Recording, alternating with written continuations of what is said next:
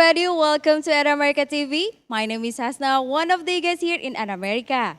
For those of you just joining us for the first time, At America is the U.S. Embassy's American Center, and our mission is to provide a space for young Indonesians to learn about the United States.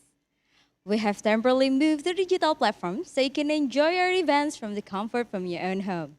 On this event, we'll be having the TOEFL iBT Intensive Course Part 1 out of 6. But before we begin, let's break the ice with a little trivia. The question for today is, true or false that the Boston Latin School was the first public school opened in the United States in 1935? You might type in your answer at any time during the session. The lucky one who can guess the answer correctly will get a live shout out from us by the end of this event. Don't forget to do that because we really like to get everyone actively involved in this event. Other than that, don't forget to take a selfie and tag at America's Instagram account. And now, without further ado, allow me to invite our moderator for today's session. At America's Education USA Advisor, Kasantika Salim, time is yours. Hi everybody, good morning. Thank you so much for joining Education USA this morning. I know all of you want to spend your Saturday for something else, but your dedication here will be proven very useful if you want to study to the United States.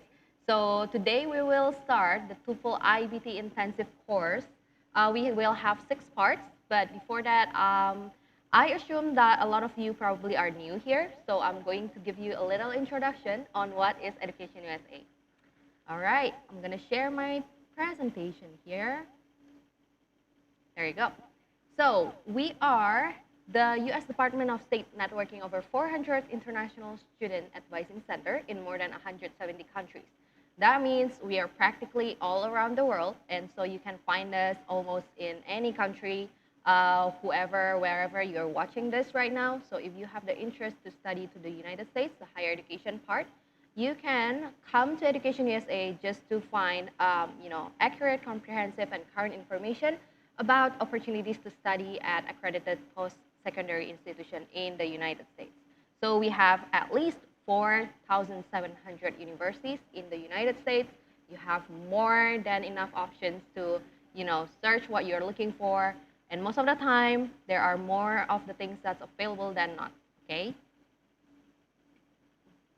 Okay, so we will talk about Education USA Indonesia alone. We have a total of 8 centers and should be a total of 10 advisors. And I'm going to go through very quickly on all of our centers. 2 of them are temporarily inactive, so I will just mention the active ones, okay? So we have 2 centers in Jakarta, one in the US Embassy. We have Mas Iqbal there. And we are also here in At America, Pacific Place, Jakarta. So there are 2 centers in Jakarta alone. And in here in At America, the advisor is me, Santika. So nice to meet you if this is your first time here. And we will also have a new advisors very, very soon. So moving to Surabaya, we are located in Universitas Airlangga Unair. We have Mbak Ambar. And in Medan, sorry, I'm going to skip Medan because it's inactive. Moving to Malang, we are in Universitas Muhammadiyah. We have Mazaki there. And in Makassar, we are in Universitas Fajar with Cendani. Last but not least, we are also in Banda Aceh, in Universitas Islam Negeri UIN Araniri with Lilis. All right, so you can find the closest center to you, but you're always welcome to choose any center that you feel comfortable with. And you can go to calendly.com/educationusa Indonesia. No space, just that, and you can find all of the centers there with the advisor's name for you to choose, okay? I'm not gonna share that in the PPT just because it's going to be confusing because we also have a center, Calendly, that I'm going to share later. Okay, so this is what we can offer you. Basically, we have 5 steps, but you don't have to come to us from the step 1. You can come to us to any step here. A lot of people come to us on the step 3 or 2 first, but you're always welcome in any of the steps wherever you are in your progress, okay? So the first one is you need to research your options. You need to know already what kind of field of study or majors that you're interested to apply to. If not, you can narrow down to maybe your top 10 choice and you can come to discuss it with us. And the second one is financing your studies. That means if you're, hunting for any scholarship, we are here to let you know what are your opportunities and options so that you can pursue them. The third one is completing your application. This means you have a lot of things to complete before you can submit to the U.S. University application. One of them is essay, CV, and this TOEFL iBT is included in the step 3. So that's why we are so focused about it, and it's very important too. And yeah, so you can come to us for a review session, or as simple as if you get any questions about maybe letter of recommendations or suggestions how to do things in your application. Okay, and then after you get accepted, it will be on the step 4 and 5, right? After you get accepted, then you will be eligible to apply for a student visa. We will be able to provide you with a step-by-step on how you can apply for the student visa. It is not hard, it is not scary, so we will share that once you are ready for the step, okay? Lastly is the pre-departure orientation. This is actually our annual event that's open for everybody, not only for those who already got accepted. We do invite those who already accepted, who got accepted for the fall intake in that year. But then all of our events are free and open for public, including our services. So you can start from there if you're not even sure if US is the right place for you. Okay. Let's see. Okay, this is how to book an advising session with Education USA at America specifically. Okay, so the one that I shared before this is the Education USA Indonesia. That includes all of the advisors in Indonesia, but here in Education USA at America, will only be with advisors in Education USA at America here, which means me and the incoming advisor leader. So we do make 3 categories in the appointment page, so you can read the instructions very carefully. And if you have not found a schedule, we apologize. We are very, very crowded, and that's a good thing, I hope. It's just the waiting time is a bit stretched, okay?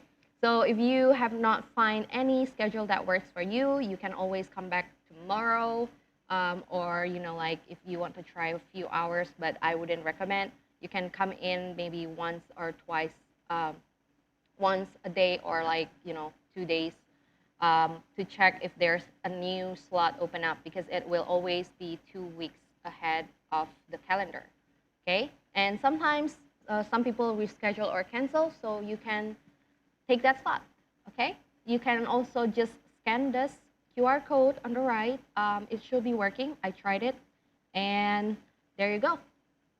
And if you have, you have questions and you're not sure if that's really, really needed to be discussed in the Zoom or the one-on-one advising session, you can just send us an email. But heads up, it will be a bit in slow responding mode, okay? So it's jakarta.atamerica@educationusa.org. Okay, you can check our upcoming events in educationusa.state.gov, and also checking out other centers' contact information in this website. And you can also visit our website directly, atamerica.or.id education/educationusa. Scroll down to the bottom and you will see our upcoming events there for you to register. Okay, without further ado, we will start with the TOEFL iBT intensive course. I'm going to invite you our facilitator, Ibu Hafilia Ismanto, and Flash. Okay, so I'm gonna share some news before I invite her. So these sessions will be every Saturday, today and then next week, and then the whole February for the Saturday, okay? At the same time, 11 a.m. until 1:30 p.m. Jakarta time, or waktu Indonesia bagian Barat. And if you notice on the website, there is TNC on how you can get a TOEFL iBT voucher from us. And there's eligibility listed there. So here are the TNC. So you need to be a high school or university student or working professionals who wants to study S1, S2, or S3 in the United States. You are attending at least 4 out of 6 sessions in the Zoom. So 4 out of 6 is the minimum here. And then each of the attendance that you attended have to be 2 hours or 120 minutes for the attendance itself to count. Okay. And after that, you successfully submit US study plan, basically just a form, a Google form here. It's from bit.do/@America TOEFL by 9 p.m. 26 February 2022. So basically, that's the last session, end of February by 9 p.m. And the link is there. Okay, that's for you to click and submit. Just fill in it and submit it. So no multiple submission will be considered. So one email, if you can register this event with the same email and then submit to that form with the same email, that will be great to avoid confusion as well. And this is all kind of, inclusive, if you understand what I mean. It's not like you just need to fulfill one of this, but you have to fulfill all of them, okay? So I hope that makes sense. All of this TNC will be listed on the website and it will be crystal clear. So hopefully nobody will misunderstand this TNC after we finish this whole series, okay? So I hope this will be useful and I'm going to invite Ibu Hafil. Hi, Ibu Hafil. Hi, Santika. Hi, everybody. This is still good morning, right? Yes. Yeah. Good morning. Okay, good morning, everyone. Are we on now? You want me just to go on? Yes. Okay. Floor is yours, Boo. Yeah, okay. So thank you very much, everyone, for joining. Okay, I hope that, I don't know whether this is your first time joining our TOEFL iBT program, or some of you may have joined previously. Can I just have a show of hands? Okay, you can use your reaction, right? You can use your virtual reaction in your Zoom. So can you just tell me whether this is your first time joining, or you have joined before? Oh, beautiful. Wow, great. So I think what I see from my screen, a lot of you, this is the first time. Okay, so welcome to the TOEFL iBT, okay, intensive program, yeah. And so I'm going to share with you for the first, I think, 15 to 20 minutes, right, what is the TOEFL iBT. Yeah, so allow me now to share with you first what is the TOEFL iBT. So I'm going to share my screen. Okay. So let's just talk about an intro first to the TOEFL iBT, right? And again, as Santika said, my name is Afilia, all right? And I'm the ETS approved. ETS, by the way, is Educational Testing Service, the makers of the IBT, the makers of TOEFL, all right? And so what is in the assessment? Please remember that the assessment, I like to call it assessment and not test, because usually when you hear the word test, everybody goes like, okay, very nervous. Okay, you're very nervous, you're afraid, and you feel threatened by tests. So please, you've got to change your mindset from the very beginning. It is an assessment. What does it do? It assesses your skills. And here specifically, of course, it assesses your English skills, all right? Your English skills that will be needed once you, of course, continue higher education abroad, yeah? Before you go or enroll in a university abroad, and this is not just specifically the US, because the TOEFL iBT is now accepted in more than 150 countries around the world.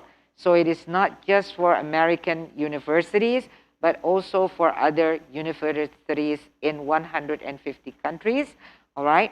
And once you enroll and get accepted, of course, we want to make sure, all the colleges in the world wants to make sure that you have the English skills, you have the language for you to survive, for you to be able to use the language, okay, for reading.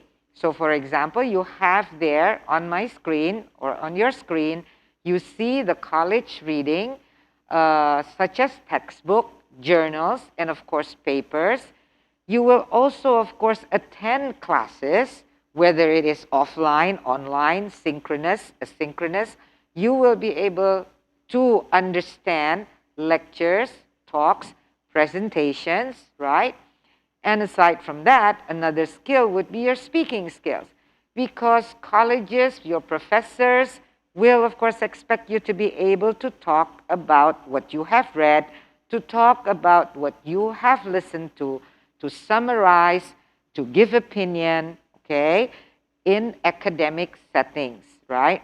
And please remember that once you're abroad in college, you're not just going to meet lecturers, you're not just going to meet professors. Of course, you will be communicating, interacting with your fellow classmates, your peers, and of course, like the education services on your college, housing facilities, officers, right? Okay. Now, that's why there we put down, so if you see that, the college speaking, of course, the context is not just academic, but campus life, okay? And we want to make sure that you also have the ability, the language skills that is necessary for you to be able to write in English. And this is academic writing, which means reflection papers, essays, and reports, okay? This is just an example. What I just gave you an example. This is a typical, right? A typical essay that like composition one, semester one students have to be able to do in English, yeah? Okay. Now, the TOEFL iBT consists of, as we have talked about, because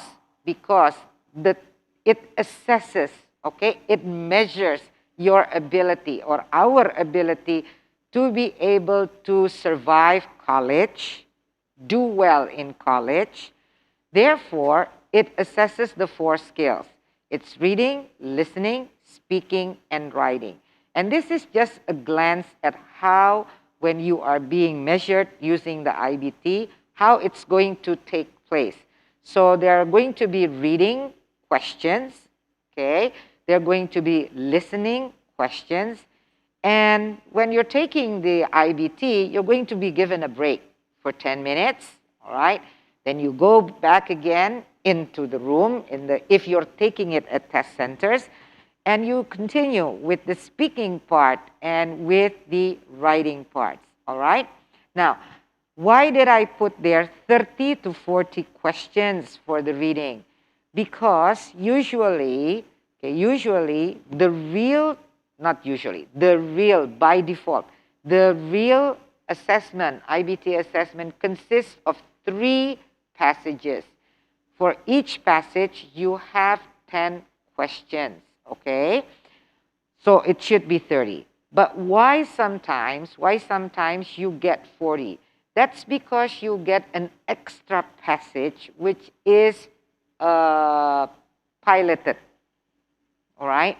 And for this passage, for this extra passage, the questions as well as the answers, of course, that you answer for the questions will not be counted in your final score, because it is just for piloting the passage first to see whether it's valid, to see whether it's reliable, okay?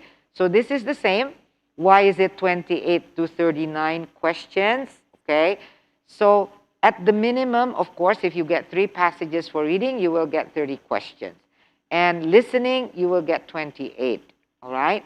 Only when you get that extra, which is not going to be counted in your final score, then you will get the 40 to 39 questions. Now, the fun part of the IBT, since ETS have changed that from the paper-based to the IBT, to the internet-based testing, the fun part is now including the speaking and the writing, okay? And we have what we call, in the speaking and writing, we have what we call independent and integrated tasks. Okay, so I think when you see my next slide, you'll get a better idea of what I'm talking about. Okay, The reading section, the ones in red, means it's a tryout and the score not counted, okay? And the listening, like 1, if you get 4 lectures, it means that 1 is not counted, right?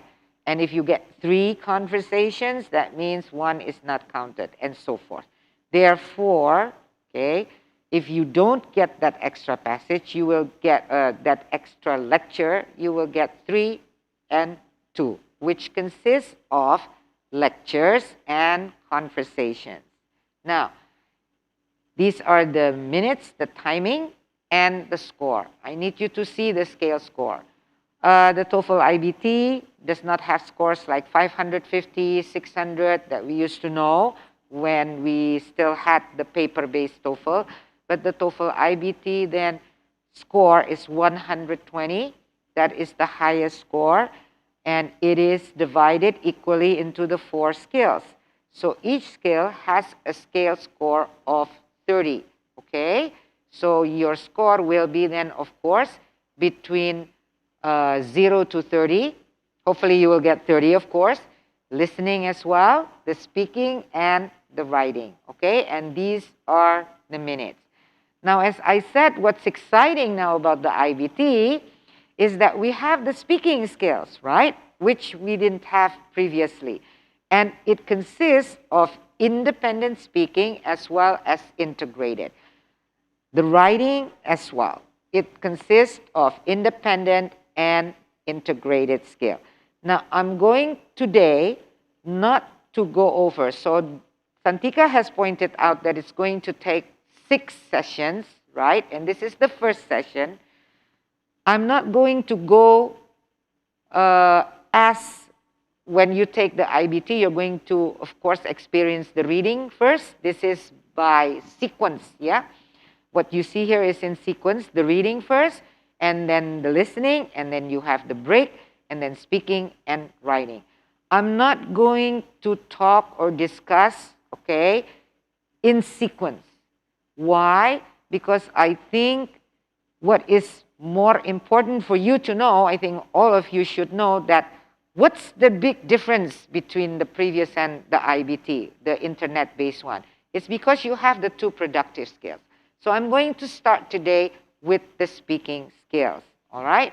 Now, before we start with the speaking skills, I just like you to also remember that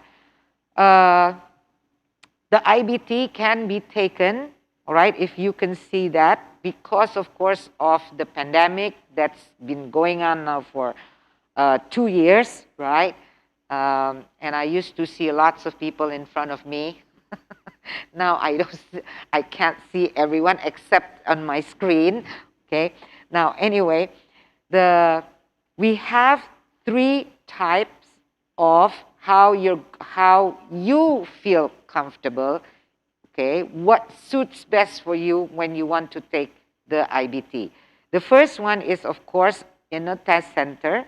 Yeah, everything is, of course, online, but you can take it in a test center, and the test centers, of course, will provide computers for you, just like what you see here. Okay, this is a typical layout of a test center, all right, an authorized test center. And you can also have, of course, IBT, the home edition. Since the pandemic, ETS have made it available for you to take the whole test on computer at home. Okay, and we have the TOEFL IBT paper edition, but it is a different kind of content than the last paper. So the paper edition is the same. The content is the same. It has 4 skills, right? Now, but it has to be combined because the reading, listening, and writing on paper will be done at a test center, and the speaking, okay, will have to be done online. So you still need to go to a test center if you want the paper, pen and pencil, like the old ways. You can still do this, right? Paper and pencil. but you still need to go to the test center to do your listening, your reading, and your writing. You can do, or you then have to do, your speaking on a computer at home. And mind you, this is just a very recent update that they have launched this TOEFL iBT paper edition, okay? And it's just been in launched in Colombia, India, Mexico, and the United States, not yet in Indonesia. We don't know when ETS is going to, of course, launch the program in Indonesia, okay? So that's why the title is Test Your Way. It's your test. It's your assessment. You want to know, okay, how well your English is to be able, of course, to study in a university abroad. So you choose where and how to take it. Okay. So another update that we should all know is that the TOEFL iBT has what we call my best scores. So what are my best scores? This is very, very typical, yeah? Because sometimes I work with students who have to get a certain score. They must get a minimum score, let's say, of 80. By the way, I think Santika, 79 and 80 is the quite the average of, what is that? Admission requirement, yeah, for the IBT, 79 to 80. Now, for example here, what do we mean by my best score? What we mean is that when you need to achieve, let's say that you need to achieve a score of 80 to get accepted in a university of your choice, but the university, and usually this has something to do with the major that you're taking, okay? But the university also requires that you do not get a score lower than 18 for each of the skill, for each of the reading, listening, speaking, and writing. So, some of my students, okay, have to take the IBT twice. Why? Because the first time, when they took the test the first time, okay, let's say that this is the test date, okay, test date 1. So, one of my students, let's say this is one of my students, got 20 for the reading. Remember, it is out of 30, yeah? And remember, he's got, or she has to have the minimum score of 18 for each skills. So that means he's got a 20 for reading, listening 22, speaking below the minimum score, and writing below the minimum score. And if you tally this, it's going to total up to 76, right? And not yet there, because he needs an 80. And so he decided, of course, to improve his skills, okay, study, expose himself to English, more practice, and he took another test within the 2-year validity period. Remember that the assessment, the IBT, is valid for 2 years. So another test, he took the second test, but within the 2 years validity period, right? So on the second test, this is what happened. His reading got a 19. His listening got a 20. All right. His speaking increased by 3 points, and his writing increased by 2 points. So what's going to happen? In total, he only increased by 2 points, right? From 76 to 78. If you only see these scores separately, what does it mean? He will not get into the university that he wants to. But ETS has my best score, which means that you take that ETS will take, okay, will record and tally the best scores, or what we say usually super scores. So you take the highest score from each of the tests, 20, and of course the highest score for listening is 22, over here, and the highest score for the speaking is 20 from the second test, and another high score for the writing is of course from the second test, which is 19. And if you total this,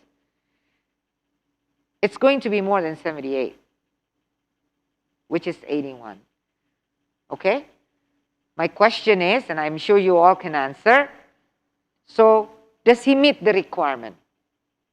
Total score of 80, and sections, there are no sections, meaning no skills lower than 18.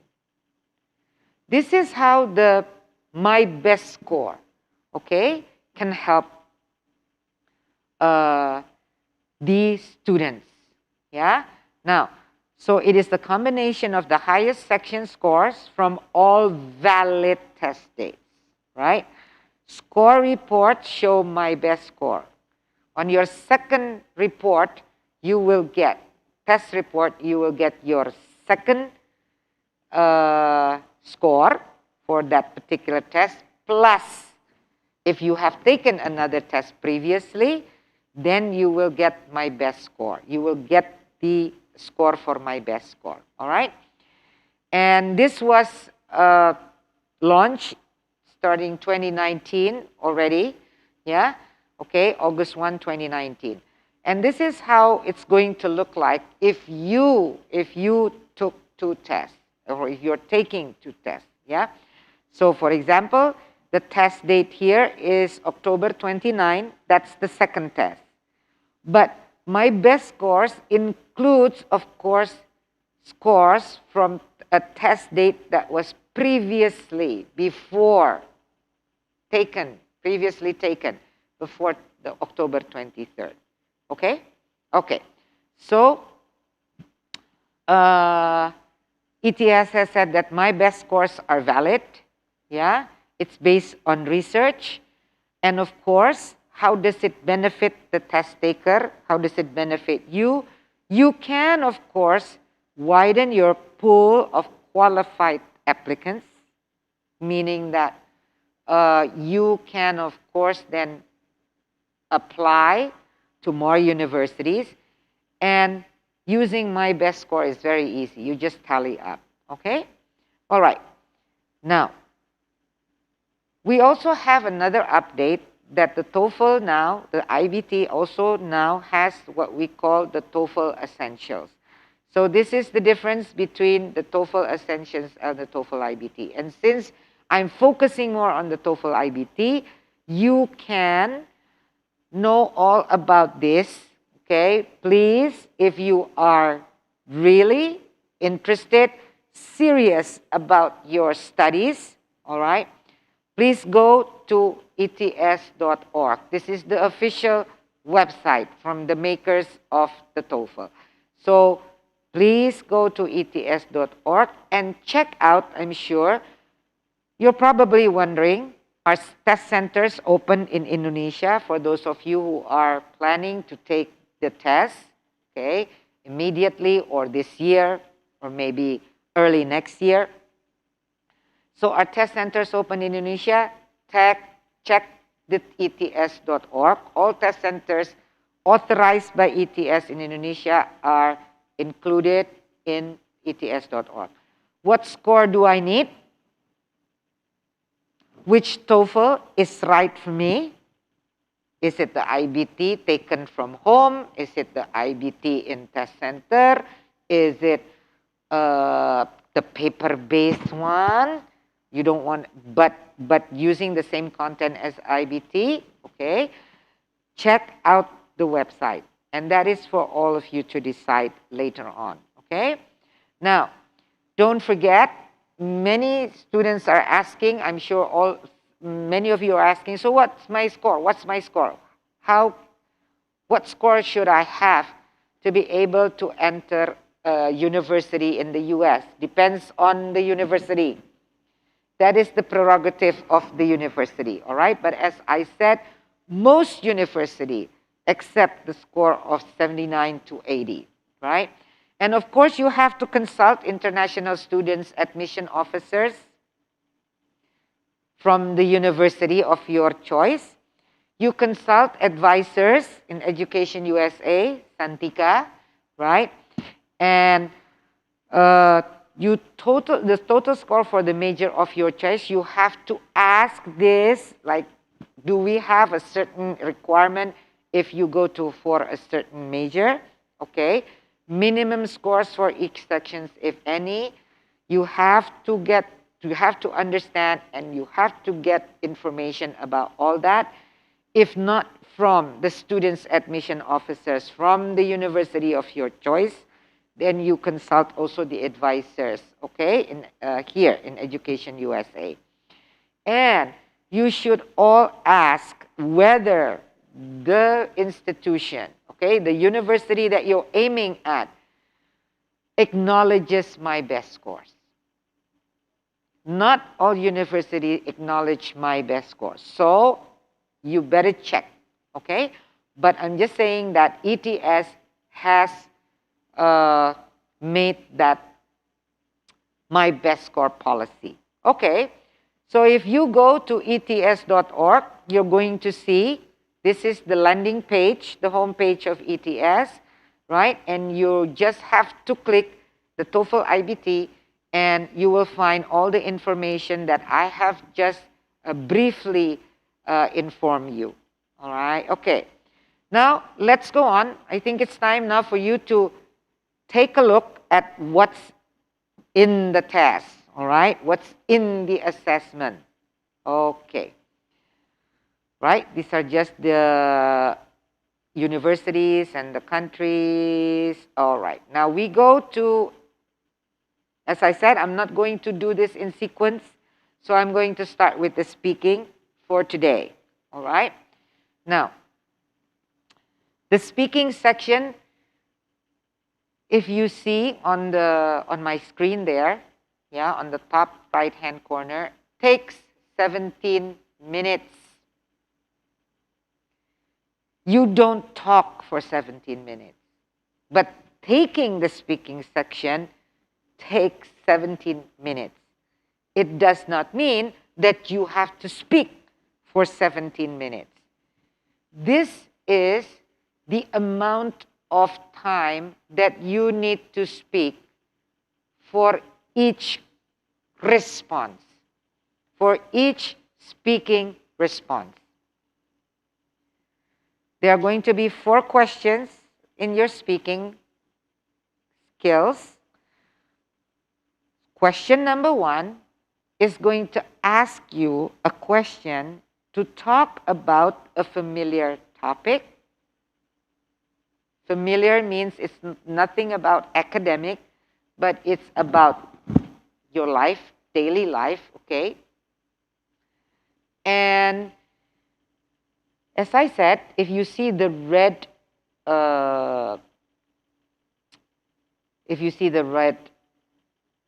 type, okay, words here, so you're going to respond in 45 seconds. Okay. For the second one, this is what we mean by integrated. Remember? The speaking section consists of independent and integrated. So number 1, where they ask you something, ask your opinion about something, that's independent because you're just given a question and you respond. Integrated means that you need to do 2 skills. Okay? There is another skill. If not 1, there are 2 skills before you respond. So let's take a look at this question number 2. You're going to read a passage on a campus-related topic, and then you're going to listen to 2 people, usually students, discussing about that topic. And you're going to have to answer a question based on what you read and what you listened to. How long do you respond? 60 seconds. Okay, smile everyone, so you're not going to talk for 17 minutes, yeah? This is like 45 seconds. For the second prompt, it's going to take only 1 minute, right? And question number 3, you read a passage. So this is integrated, yeah? Integrated. Read, and then you listen, and then you speak. That's what we mean by integrated. Question number 3, read again. But this time, it is a passage about an academic subject, not about a campus-related topic. You're going to listen, again, not to 2 people discussing, though, to a lecture about the academic subject that you have read, okay? And you're going to answer a question based, again, on what you read and what you listened to. Meaning, read, listen, speak. Before you speak, you have the 2 skills that you need to use. And that's why it's called integrated. So we have integrated speaking tasks for question number 2. We have integrated speaking tasks for question number 3, right? And this is also an integrated speaking task for question number 4, but not 2 skills, 1 skill. Listen to an academic lecture and then answer a question based on what you listen to. So I hope you understand what integrated means. It means that you need to use, they're going to give you input. Yeah, they're going to give you input, the language using another skill before they ask you to respond. And if you see the response timing here, right? Okay, sorry, I think you can't see this, yeah? Now, so the 3 here, 60 seconds, 60 seconds, 60 seconds, meaning 3 minutes. Almost 4. So why is it 17 minutes? That's because you need to read, and they're going to give you time to read. You need to listen. And when you do listen to people talking, it's going to take about 2 minutes. You're going to hear like people talking 1 minute, 2 minutes. When you read a passage, they're going to give you time to read. And when you listen to a lecture usually takes about 2 minutes, 3 minutes, okay? That is why, plus the reading timing, the listening timing, right? And the preparation time, this is 15 seconds, yeah, not 15 minutes. So you will be given time to prepare for each of the questions. You can see here, the numbers here, right? That's the preparation time. Totally, it's going to take 17 minutes. But you will speak less than 4 minutes. Okay? I hope that is clear. Okay.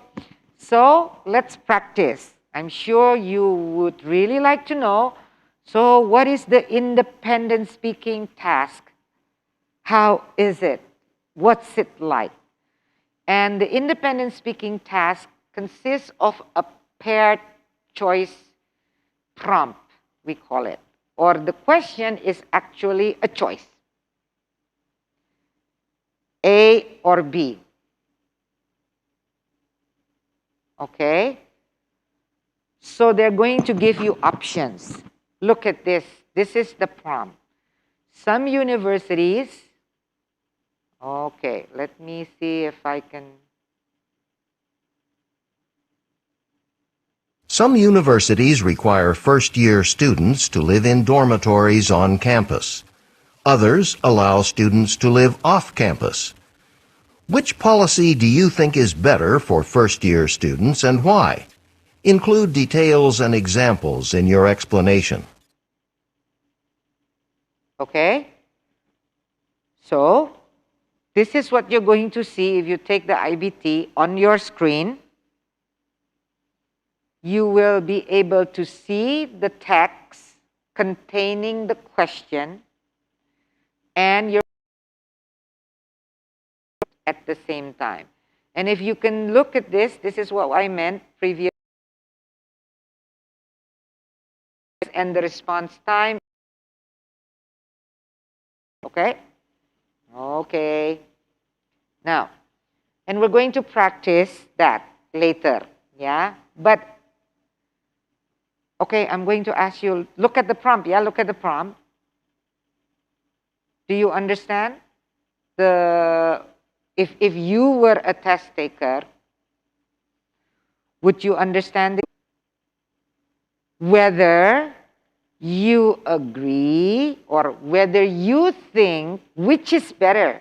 Whether you think first-year students should live in dormitories or first-year students live off campus. So that's the choice. Number one, you have to understand the question. Make sure you got the question right. Okay? Now, so you got the prompt. And now, I'm going to ask you to listen. Okay, I'm going to ask you to listen to two sample of responses. Yeah, and this is authentic. This is real. It is not we did something, you know, pretend that we're test takers. No, this is a recording that I have for you from a test taker response. Two test takers. Okay, you see the golden speaker and you see the silhouette speaker right in the bottom here. I'm going to ask you, which do you think? This is just using your common sense, using your feeling. Think of when I speak in English, people should be able to understand me, right? That's the whole idea of communicating, using your speaking skills. Okay, number one, they should be able to understand what I'm talking about. Now, how can people understand me when I use my English? That means I have to use maybe words, correct words. I have to be able to pronounce the words correctly. So I need vocabulary. I need pronunciation skills. My pronunciation must be okay. Must not be confusing to the people that I talk to. What's next? Speaking. Maybe it's, what about grammar? What about grammar? Is it important or not important? Well, how can you say a sentence? How can you express what you want if you cannot put the words together? That's what grammar is all about. Grammar is putting words together into a meaningful context. And the context is a sentence and an expression. That's what grammar is all about. Your tenses, past, simple, present, future, itu comes later. You need to be able to make good sentences in English. That's grammar. So if I use good sentences, if I put the words in the correct order, I strongly agree, not I agree strong. Oh, people will understand me better if I say I strongly agree. But if I say I agree strong, did I agree with something that is strong or what? Okay? I'm giving you ideas. I'm giving you ideas, and this is all common sense. If you were to speak in English, what do you want others to be able to do? To understand. Okay? And how can you make people understand? So we discussed several things randomly. Right? Vocab. I need vocab. But I don't just need words because I need to put the words in the correct order. So I need grammar. Okay? I also need pronunciation. Is just pronouncing words enough? If you say, I strongly agree, you've got to mean it, yeah? Speaking is not just words. Speaking is using intonation. I strongly agree. Absolutely. You cannot speak like robots. I strongly agree. Absolutely. Awesome. Speaking is not just words. Speaking is intonation, stress. So you've got to also be able to, I've got to use the right intonation for what I'm saying, for what I mean. Right? Okay. And then, if I already use that, but people still don't understand me, maybe it's because my thoughts are not in order. This morning I woke up, I had coffee. I went here by taxi. Tonight I'm going to watch a movie. Yesterday, you said it grammatically correct. You said it using the right pronunciation, intonation, vocabulary. But it doesn't make sense because you're going all over the place. You're talking about this morning.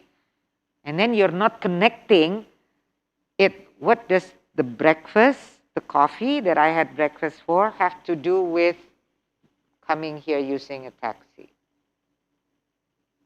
Right? And then why do you suddenly say that you're going to watch a movie tonight? And then you told me what you did yesterday. It doesn't make sense, doesn't make sense. What do you want? What do you want? That's another thing. Okay. Yeah? I'm going to ask you to think. Think about that. And listen now to the responses. Remember? First year student, should they live in dormitories in campus or off campus? This is response number 1. What do you think? Is this a good response? Okay, is it a high score response or a low score response?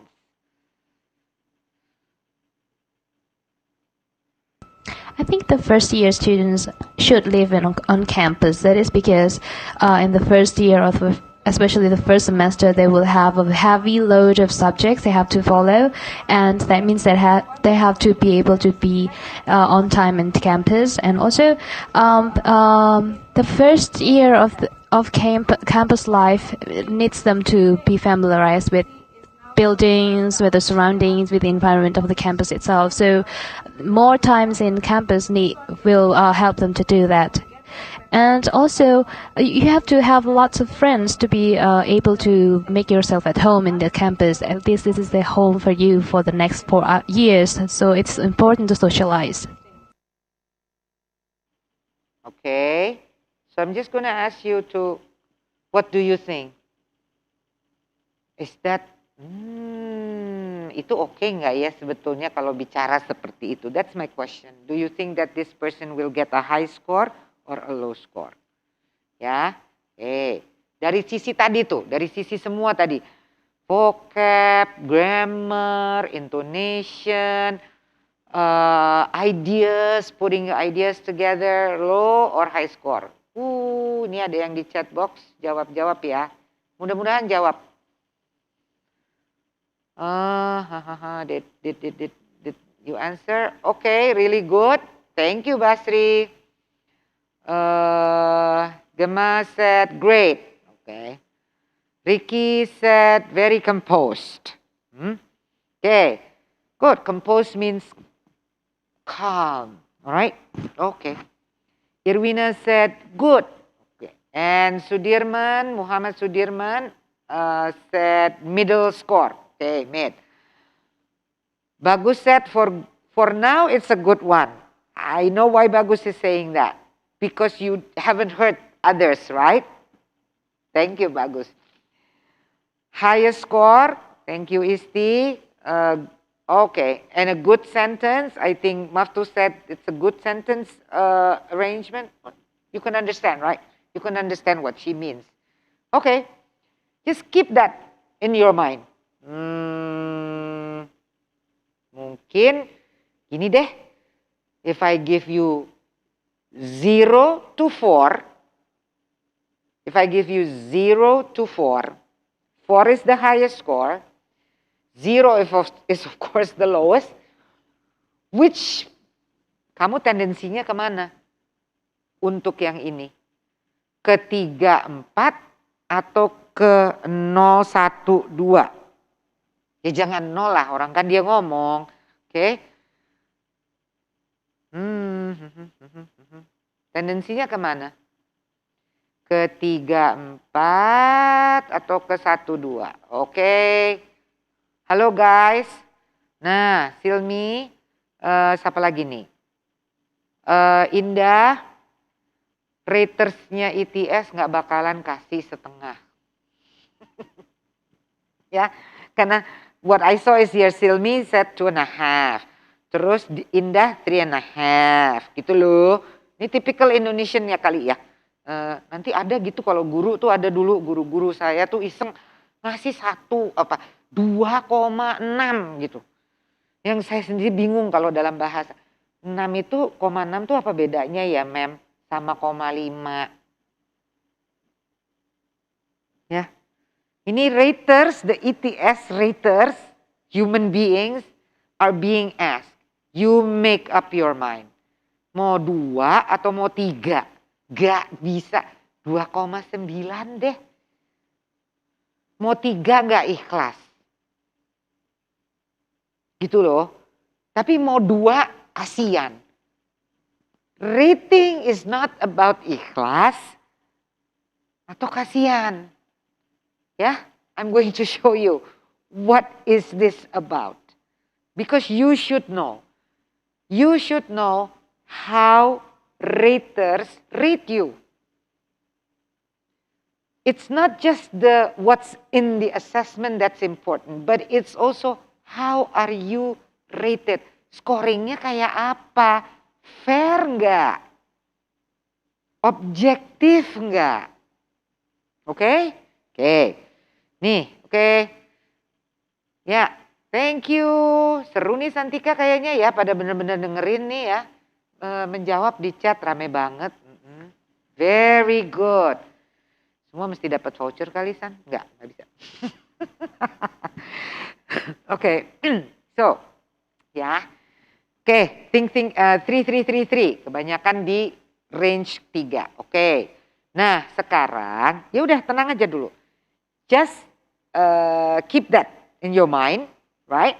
And let's go to the second one. Nah, tadi si Bagus tadi bilang untuk sekarang sih itu keren. Oke. Kalau terus dibandingkan. Ada lagi nih test taker yang jawabnya begini.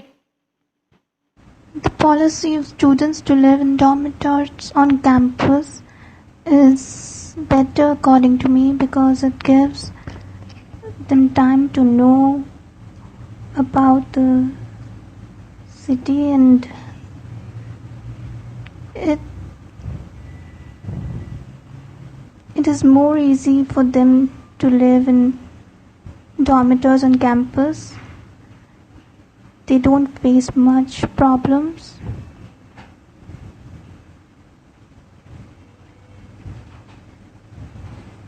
moreover, it gives them times to find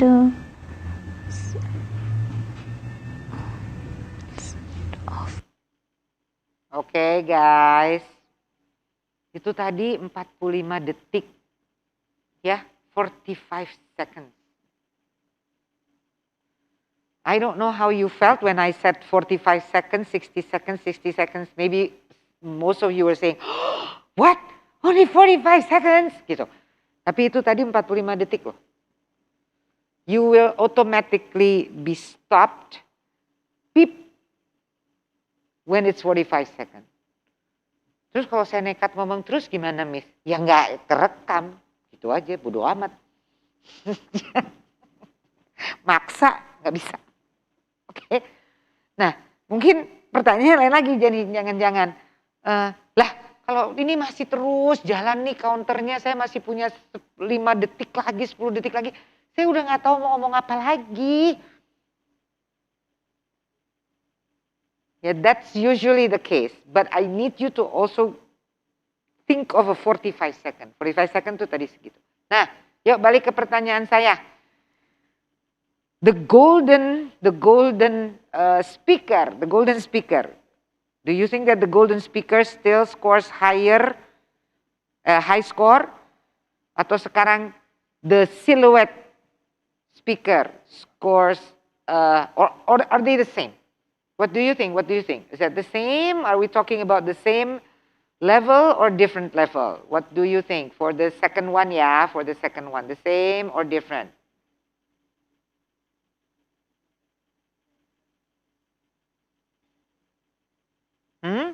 Oke.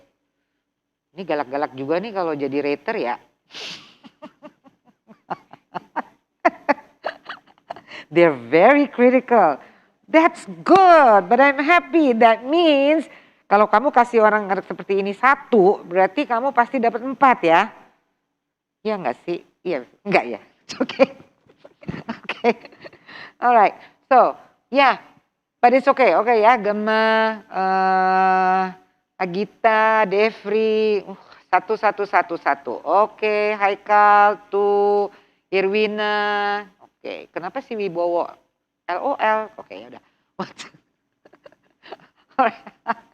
Sylvia, nggak ada setengah ya Sylvia. Oke. Ya, oke. So it's 1. Oke. 1 or 2 Rizky ya. Oke, saya nih random aja ngelihat brrrt gitu supaya I have an interaction with you. Because if you were here in front of me, we would have a lot of interaction, okay? And I would be able to see you smile. But now I can't see your smile. Alright, anyway. Hanggono nggak usah nggak. Nah ini ya, very typical juga ya. Hanggono bilang, unfortunately I give her a 1. Sorry. Gitu loh. Nah, remember, it's not about being lenient, kasihan. It's not about being hard, being strict and tough. No, but it's being objective. Oke? Oke. Alright. Dah. Pokoknya mau 1 kek, mau 2 kek, mau 3, mau 4. That's what I'm getting at. Right? You have a good feel because you're the one who is listening, right? If you were a rater, gitu kan? If you heard these 2, you know, even without, nah, rater yang sudah di-train, kan kita mau di-rate fairly ya, gitu loh, right? So, raters, the ETS raters who have been trained well, itu mereka tahu tanpa dengar, tanpa ada komparasi, without a comparison, they would know this is a 4.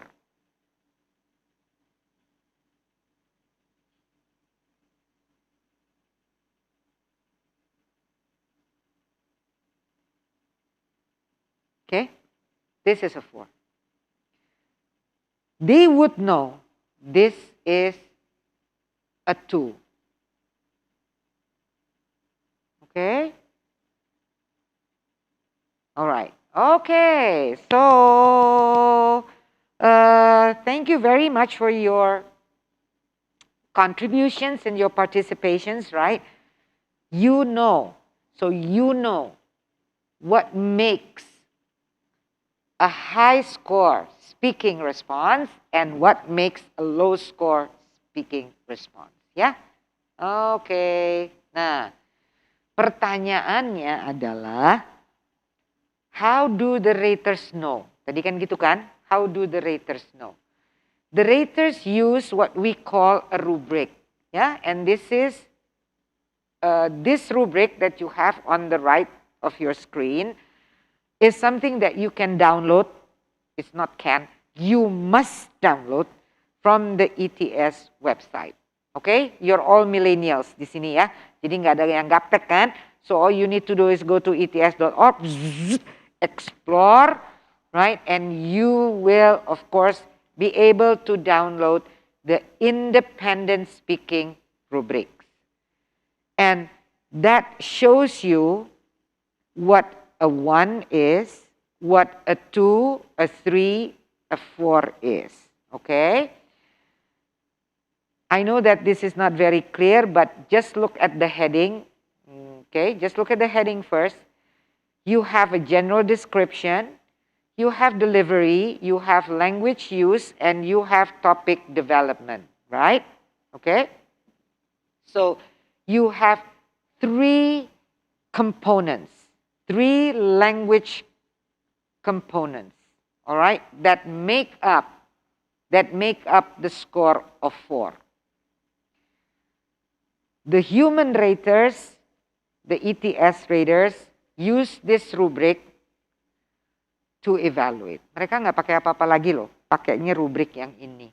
So what I mean is, you also have the rubric. You must have the rubric. Kita ingin kalian punya rubriknya supaya kalian tahu, oh, a 4 is my delivery yang seperti apa. It's a 4. Ya, topic development seperti apa? A 4. And language use seperti apa is a 4. Right? Okay, now let's go take a look. If we zoom in on the rubrics, so the 4 is, right, this is a general description. So when you get a hold of the rubric, this is how you're going to understand the rubric. You have the description there. And description is like, the general description is of course like a summary of these 3 language aspects, components, right, that's being assessed, that's being rated. Yeah, this is the description. And if I just like you to see, so what is, can you just be noisy in the chat box? What I mean be noisy is that be very active in the chat box. Sorry.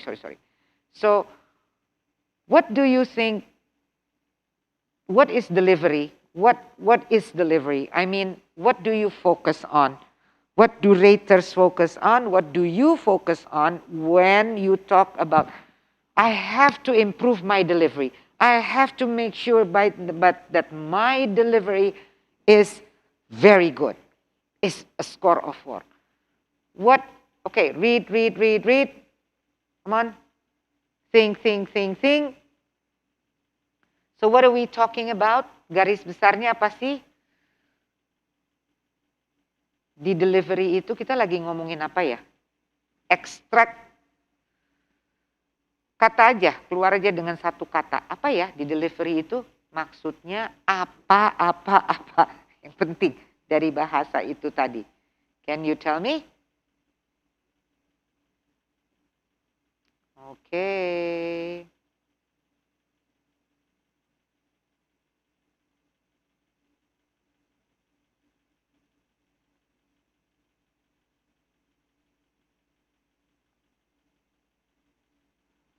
Are you answering?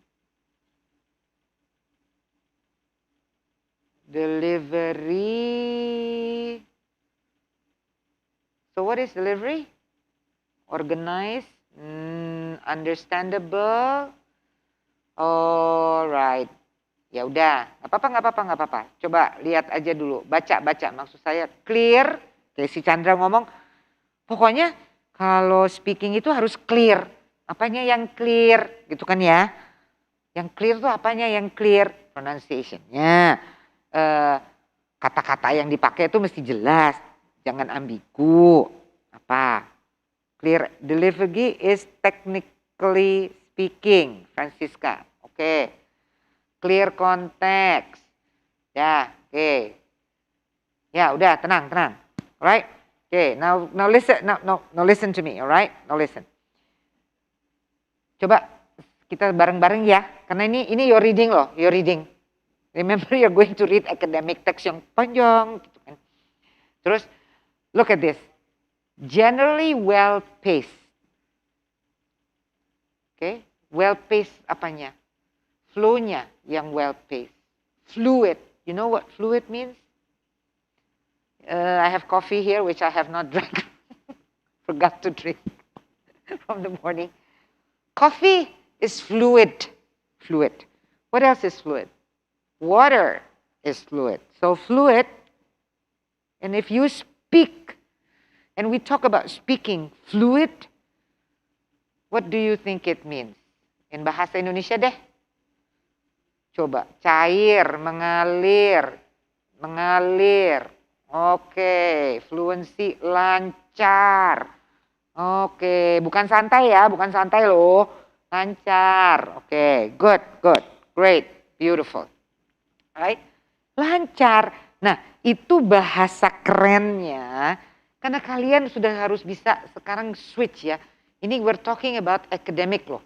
Nah, bahasa akademis ilmiahnya adalah well-paced flow. You see that? Well-paced flow. Dan ternyata fluid itu can also be used for expression. Well-paced flow or fluid expression. Lancar. Oke? Speech is clear. Tadi sudah ada yang mengatakan clear. Tadi kan saya bilang, apanya yang clear? Speech is clear. Berarti enunciation-nya, lafalnya dia juga clear. Ya. It may include minor lapses, not 100% correct, ada kesalahan sana sini, atau mungkin bukan salah tapi khilaf gitu kan ya.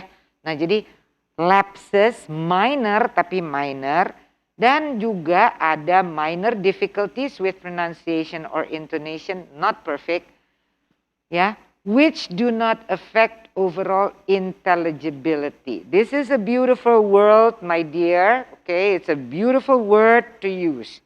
Intelligibility comes from the word. Ayo mikir. Kalau belajar buat TOEFL itu walaupun prep mikir loh ya. Yes, thank you. Intelligent. Okay, great. So kalau kita bilang intelligibility, artinya dapat can be understood. Yes. Understandable. It is intelligible. It comes from the word intelligent. That means people can understand you. Ya, your speech is intelligible. Saya mau tanya sekarang, ada nggak di ini 4 loh? Udah this is the highest, right? Ada nggak di sini disebut native speaker pronunciation gitu? Atau speaks like an American? Ada nggak gitu? Speaks like a British? Nope, not at all. Ya, okay, thank you. What does it mean?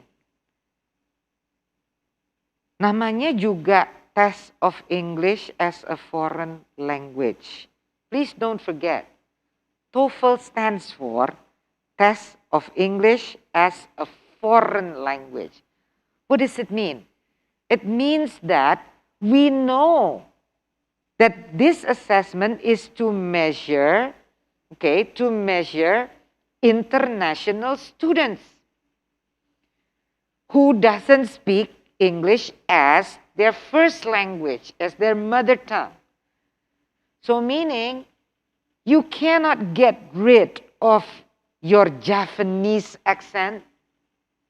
You can't get rid of your Sundanese accent. Gitu kan? Even when we speak bahasa Indonesia, you know who comes from Medan, and you know who comes from Brebes, and you know who comes from Ambon. Gitu kan? From the way they speak. But we can understand them when they speak bahasa Indonesia, when we all speak bahasa Indonesia, we speak intelligible. We speak intelligibly supaya there is intelligibility. Okay? Now, so I'm not going to ask, and we cannot speak like an American, speak like an Australian. Okay? So, yes, you speak like an Indonesian, but with good English. Maksudnya good English gimana? Kalau dalam hal kelancaran itu flow-nya well paced, not too slow but not too fast. Yeah, okay. And then it's not perfect. It's okay, even though you have accents, but it does not affect intelligibility of the people who hears you. That's a 4. Silahkan belajar sendiri. A 3 itu apa artinya? Ya, oke. Language use. Nah, kalau language use ini ada 2 kata yang bolak-balik keluar. What is that? Language use. Can you see that? What is it? What are the 2 words? What are the 2 words?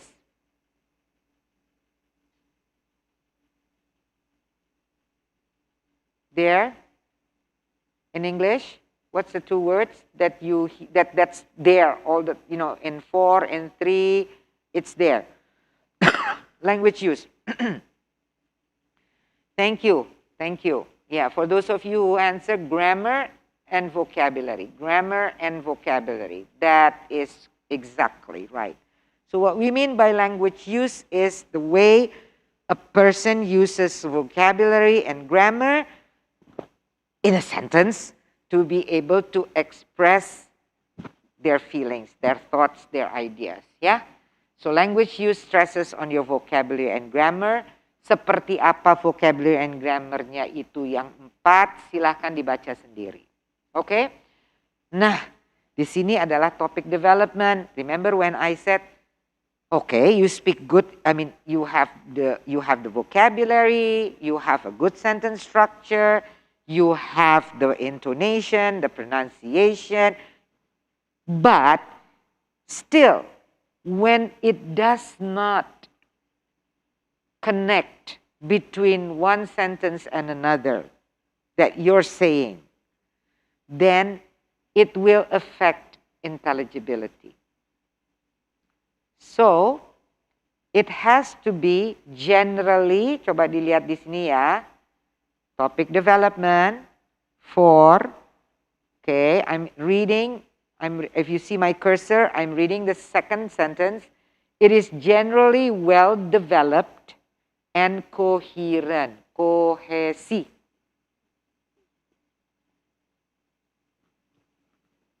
All right.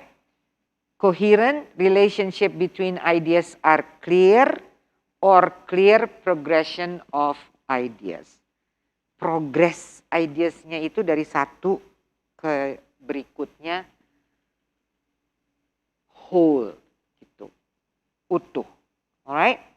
Okay. Now, so you can take a look at this. You have to study this, right? And nah, contoh yang tadi, this is a 4 ya. This is a 4. Listen again. I think the first year students should live on campus. That is because in the first year especially the first semester, they will have a heavy load of subjects they have to follow, and that means that they have to be able to be on time in campus. And also, the first year of campus life needs them to be familiarized with buildings, with the surroundings, with the environment of the campus itself. So more times in campus will help them to do that. And also, you have to have lots of friends to be able to make yourself at home in the campus. At least this is the home for you for the next 4 years. So it's important to socialize. Okay. Think of delivery.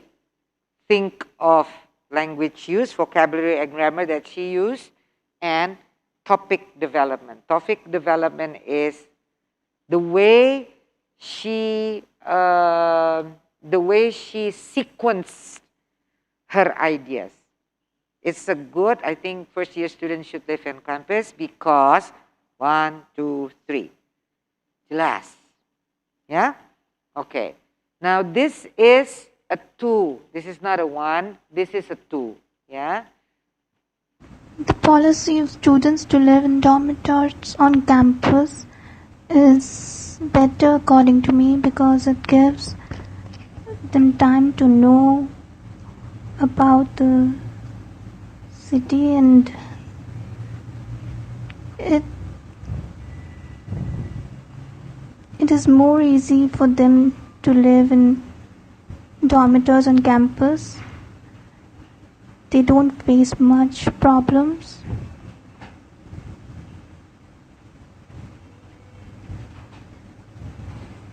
Moreover, it gives them times to find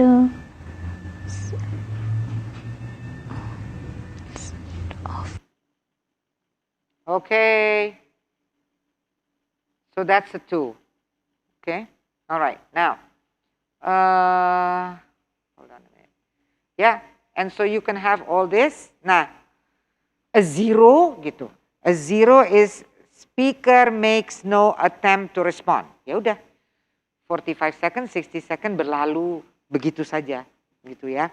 Speaker makes no attempt to respond or response is unrelated to the topic. Ditanya apa, jawabnya apa. Okay. Should first year student live on campus or off campus? I think first year students should have cars. Terus nggak ada hubungan dengan on or off, living on or off campus. Even though your language is okay, but they're unrelated to the topic. All right. Speaker makes no attempt to respond, unrelated. Speaker make no attempt to respond, unrelated. When I was trained in ETS, and when we asked our trainer what is a 0, and they said, breathing into the microphone. That's a 0. Okay? Ya terus. That's a 0. Alright guys? Okay. Now, nih tadi. Delivery means clear and fluid speech. Good pronunciation, pacing, natural pace, and you have intonation, which we have already discussed previously. That is delivery. Language use means use of grammar and vocabulary to express your ideas. The more vocab, tadi ada saya lihat in the chat box, somebody said, dia pakai kata-kata heboh loh. Dia pakai kata-kata yang sangat sophisticated. Yang the golden speaker. Because she used the word heavy load. 4 plus up years. Those are vocabulary that are not basic vocabulary, meaning you have to have a certain level of competence, yeah, to be able to use the word comfortably and in the right context gitu. Begitu keluar heavy load of subjects, right, etc. Kata-kata vocab itu membedakan dia di 4, di 3, di 2, or di 1. The type of vocabulary that you use, okay, and the grammar, meaning the sentence that you use. What kind of sentences are you using? All simple sentences or compound complex? Nah, terus mikir compound complex kayak apa?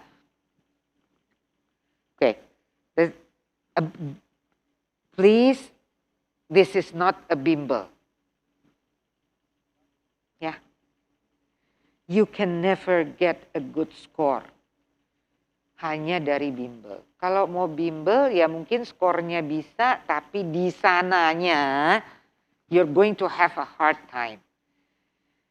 Your job is to go there, to get accepted first, go there and go back. Or at least graduate gitu.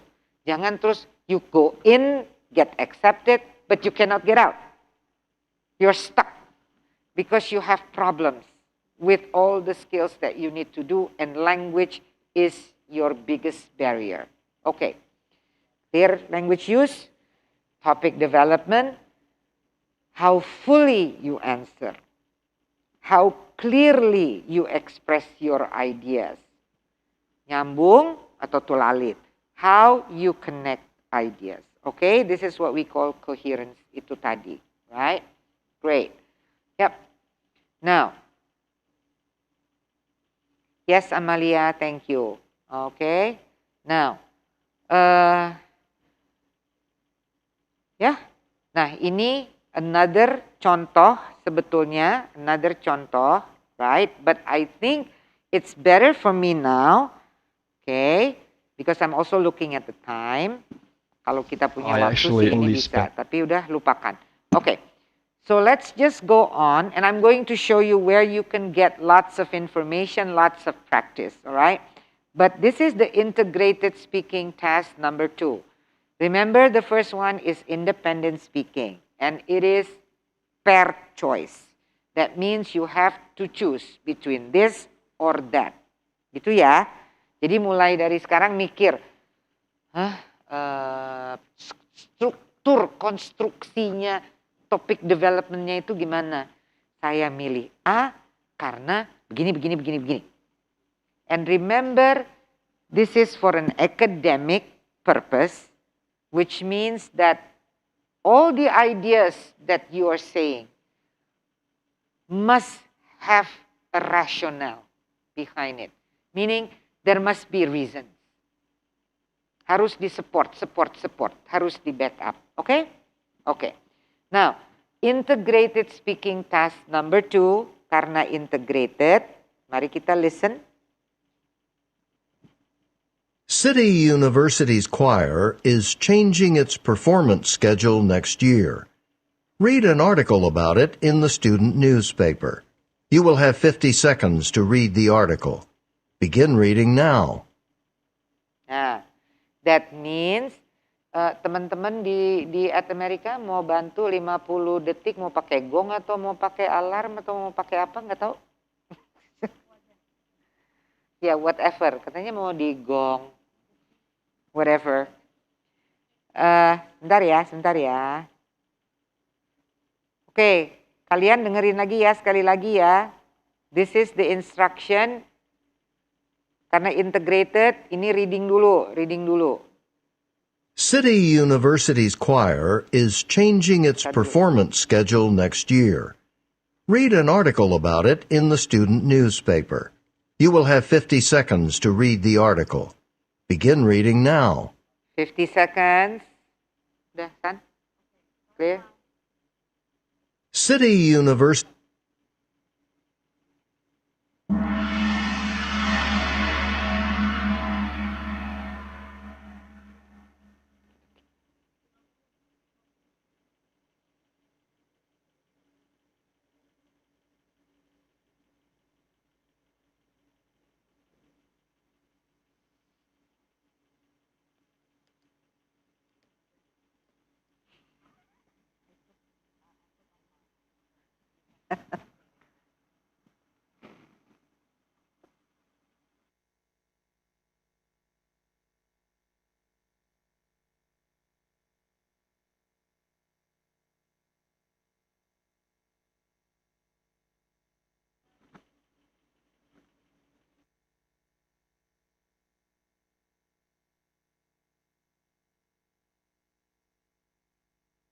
It's already 50 seconds, right? Time's up.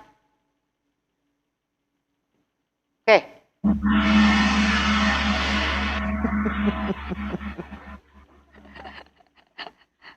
It's harder, it's harder to speak to them when we are online, even though I'm not online now, I'm with them. Because when we're here, all of us here, it's easier for me to go, blah, blah, blah, blah, blah, yeah, so they know. Okay, so that was more or less a 50-second, yeah? 50-second is that much time. You have 50 seconds to read, and then it will disappear from your screen, and then you have this. These are students who are talking about that article. So this is the instruction. Now, listen to two students discussing the article. You ready? Listen. Jim, you're in the choir, right? What do you think about what they're doing next year? This article. I really like it. Yeah? Yeah, the new director's right that it will motivate us. How's that? Well, some of the other schools are really good, so we'll really have to work hard to go up against them. Yeah. I mean, right now we don't rehearse more than once a week, but if we know we'd be competing with other schools, we probably rehearse more often and improve our singing a lot. That's true. The more you practice, the better you get. So, what about what the article said about how this will help the program? I hope it works. Right now, our program is pretty small, but we have some really talented people, and it would be great to attract even more people. So, how will this plan help? Well, if we go to these off-campus events and other people hear us and think we're really good, we might be able to get some new students interested in coming to this university to be a part of our music program and perform in our choir concerts. You're right. I hadn't really thought about that. Okay, so 2 skills, right? 2 skills. Reading, 50 seconds. The second one is listening to a conversation. And so what did you have to do when you listen? Now, listen to two students discussing the article. Okay. Listen to 2 students discussing the article, and this is what you need to do. The man expresses his opinion about the change described in the article. Briefly summarize the change, then state his opinion about the change and explain the reasons he gives for holding that opinion. So what do you need to do, guys? Everyone? Summarize, right? Summarize, yeah? Summarize the change. So first, you need to summarize what is the change. And then, after you summarize, you state whose opinion. Are you stating your opinion or not? That's my question. Look at this, read the instruction.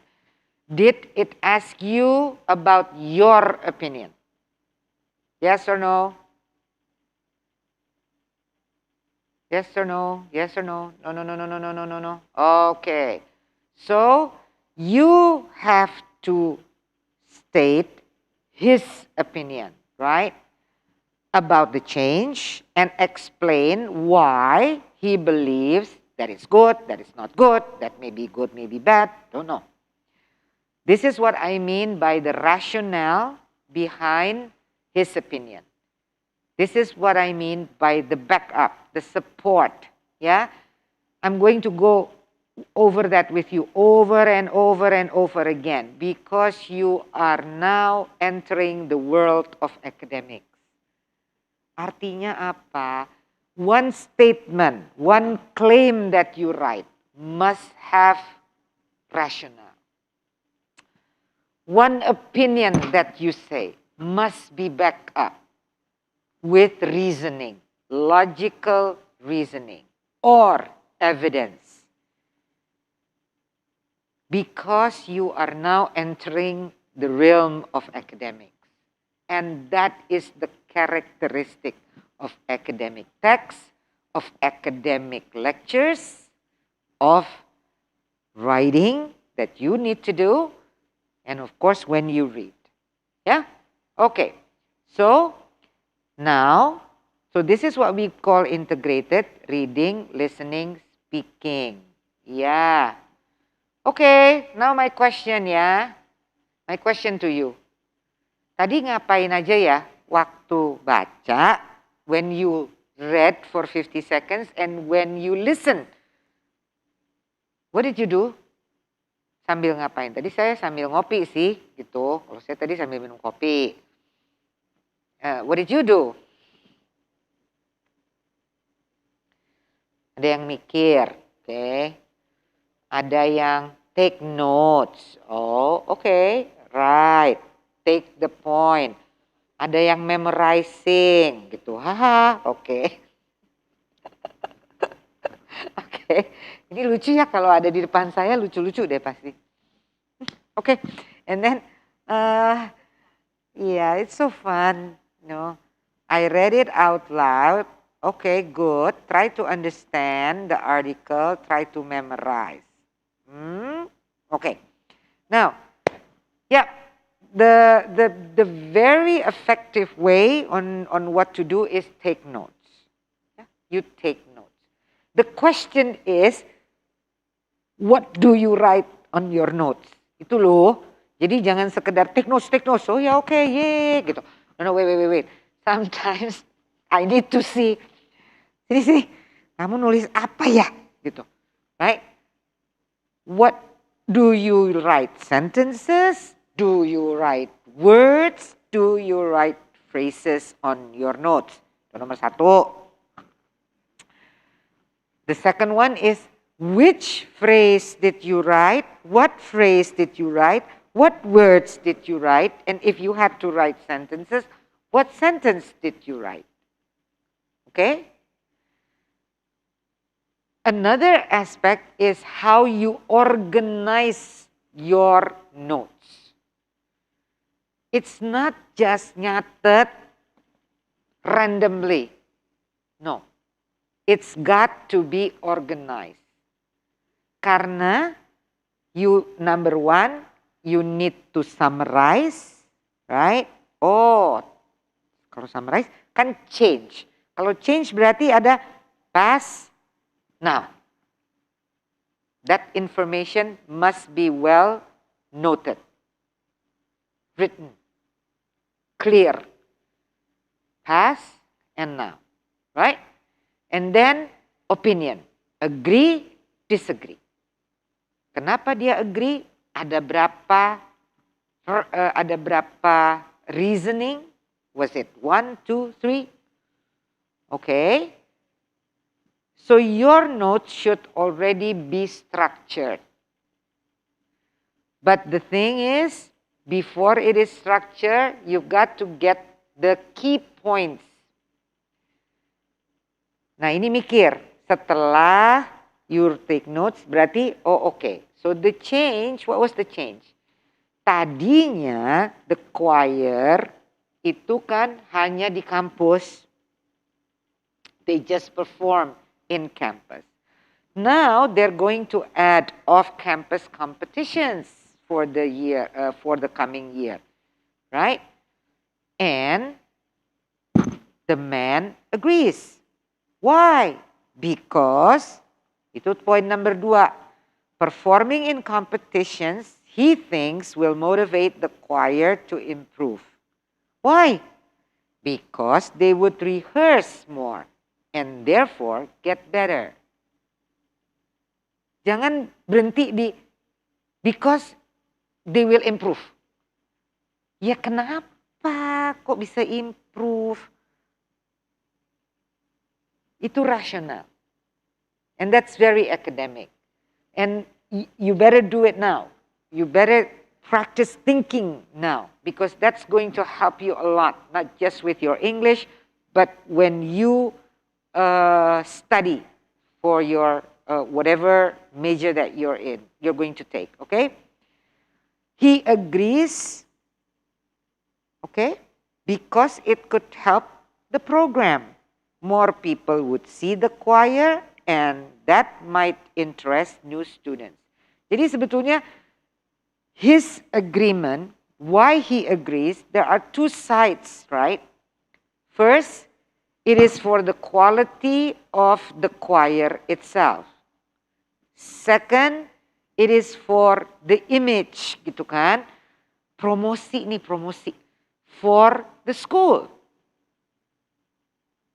More people would see the choir and that might interest new students. It's a promotion for the school. Come to the university. Yeah.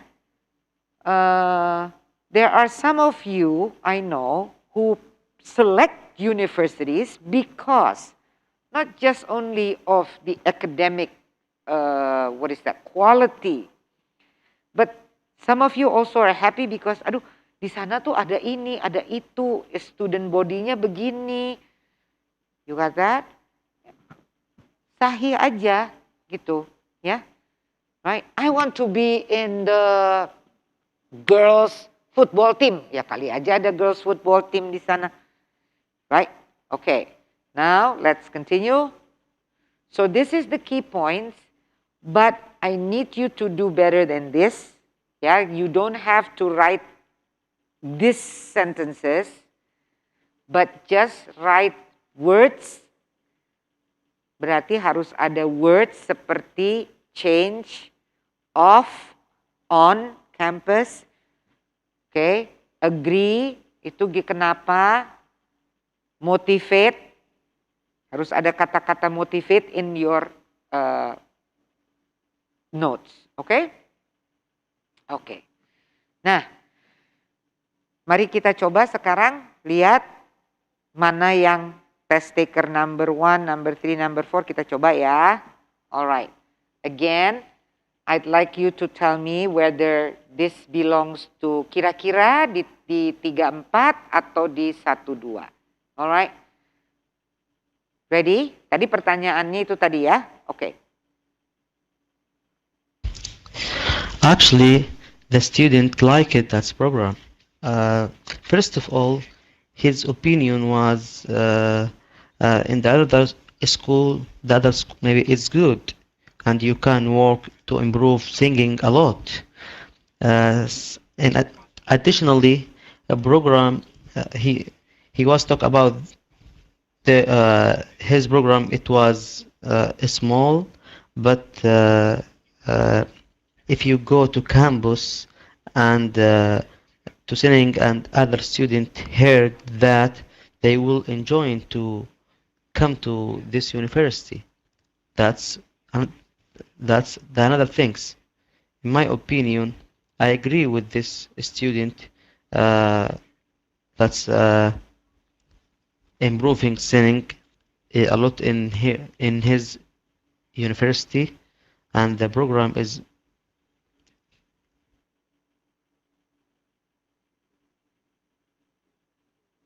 Okay, everyone. Ini I like the answer. Definitely 1. Okay, ya, nggak apa-apa. Asal definitely-nya itu karena apa? Because you understand the rubric very well. Ya, and because you know, 1 itu representasi, 1 itu banyak loh, 1 juta umat kali, right? So you have to know what a 1 is like. That's how the ETS raters are trained actually. Okay? Right. So 1. Tapi harus tahu ya kenapa. Apanya dong? Kalau ini teman kamu, misalnya this is your friend, this is your best friend, So what would you give him a good constructive feedback? Apa dulu ya yang harus diberesin nih? Which Kan tadi ada 3, delivery, language use, and topic development. Pasti kalian ngomongnya 3-3-nya. Ya iya, cuman kan you cannot do simultaneously everything, right? Oke, sabar ya. Step by step. So, which do you think needs to be and it's achievable gitu, lebih yang paling duluan apa yang mesti diberesin dari 3 itu? If this was your best friend, come on, this is your boyfriend, girls. Masa mau didiamkan saja? Oke. Delivery. The ideas have to be clear. Oke, Diding tadi berarti mikirnya topic development ya. Kalau you say the ideas have to be clear itu mungkin dulu harus tahu dulu. Oke, delivery, topic development, delivery. Alright. Oke. Ya. Good. Now, if I were his teacher, I would definitely start with topic development. Itu dulu deh, dia harus, karena itu menunjukkan dia nangkep nggak. Because this is integrated, right? Nangkep nggak kamu? Nih masalahnya apa sih? Oh, the campus wants to do this. Okay, and then what did the student say? He agrees. Kenapa? Nangkep nggak kamu tadi waktu listening? Dia punya reasons loh. Alright. That first. Passive skill first. Itu yang paling gampang untuk dia. Right? After he does that clear, udah jelas tahu maunya apa, then we start with, of course, your language use.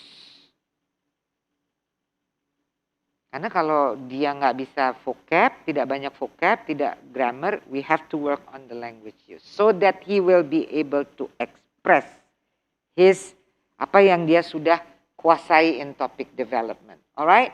Oke, dah sekarang.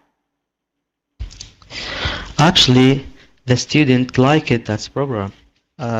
First of all, his opinion was in the other Sorry. school. Now I need you to listen to the second one. There's a change in the organization of the choir schedule. The choir so far hosted only singing concerts on campus only, but from next year there will be competitive events held in other locations. Jim, a member of the choir, likes that. There are a few reasons for that. First of all, he thinks that by engaging in competitive events, they will get more rehearsals and will improve their singing in a better way than they've been doing so far. And it will also help their choir program because although there are some people who have talent, the choir itself and the program is small. But if they go around on different competitions, other people might see how good their choir is and might wish to join the choir. That way the size of the choir will improve, and that is generally a good thing. And those are the reasons why Jim, a member of the choir, likes the changes. Okay guys, ayo ini rater yang ada di at America. 4. Okay. Alright, so definitely you're saying 3 or 4, yeah? Okay, so that's the higher level, okay? There's a change in... Alright, now again, how do we know it's a 1, it's a 2, it's a 3, it's a 4? How do the raters know it's a 1, it's a 2, it's a 3, 4? You have to go to the integrated speaking rubrics. So we have the independent speaking rubrics and we have the integrated speaking rubrics. It is the same. It consists of topic development, delivery, and language use. Yeah. Now, actually, tadi the first speaker was given a 2. Why? Because you may have noticed that the response contains some information connected. Hanya some yang connected to the task, but he does not give a very thorough explanation of why the student agrees. The vocabulary and grammar were also very basic tuh tadi ya. With a number of errors in even basic grammar aja.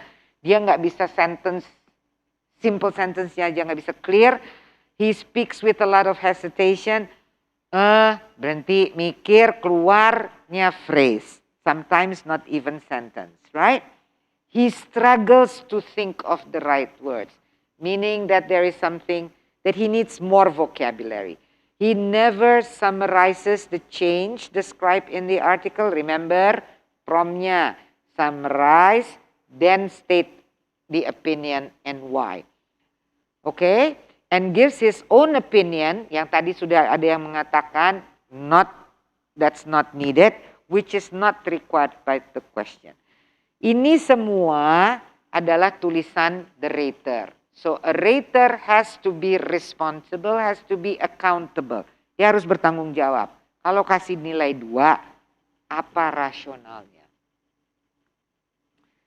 Oke, dan ini pasti diambil ya, few words, phrases itu diambil dari the rubric 1, 2, 3, and 4.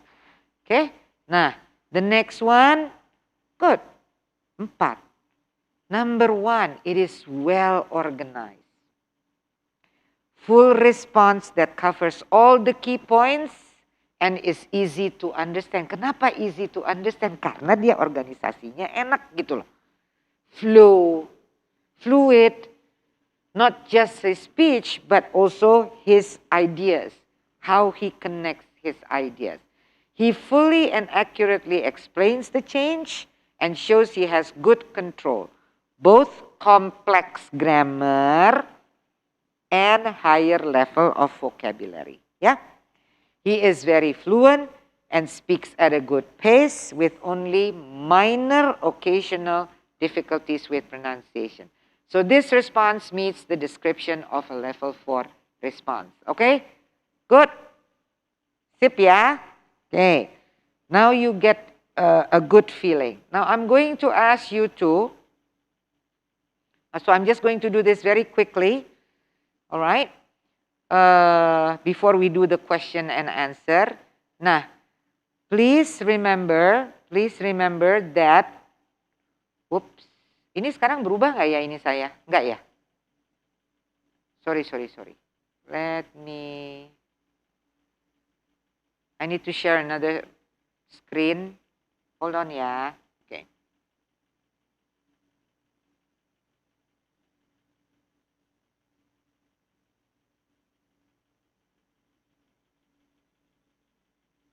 Yeah. Okay. Now what do you see? This is in the ets.org. So now I'm going to just give you an idea what question number 3 is looks like and question number 4. Okay? What it looks like. So you can find this in your ets.org. Yeah, you're all millennials, cari deh. ets.org, masuk ke TOEFL iBT, you are a test taker, kalian silakan browse, okay? Silakan explore and browse around. Pokoknya ini adalah practice test yang sifatnya sudah interaktif. So we're going to go next. Now read the passage from a psychology textbook. You have 45 seconds to read the passage. Begin reading now. Ini question nomor 3. Silakan dibaca, silakan take notes. You have the counter di sini. Nanti akan berhenti dengan sendirinya.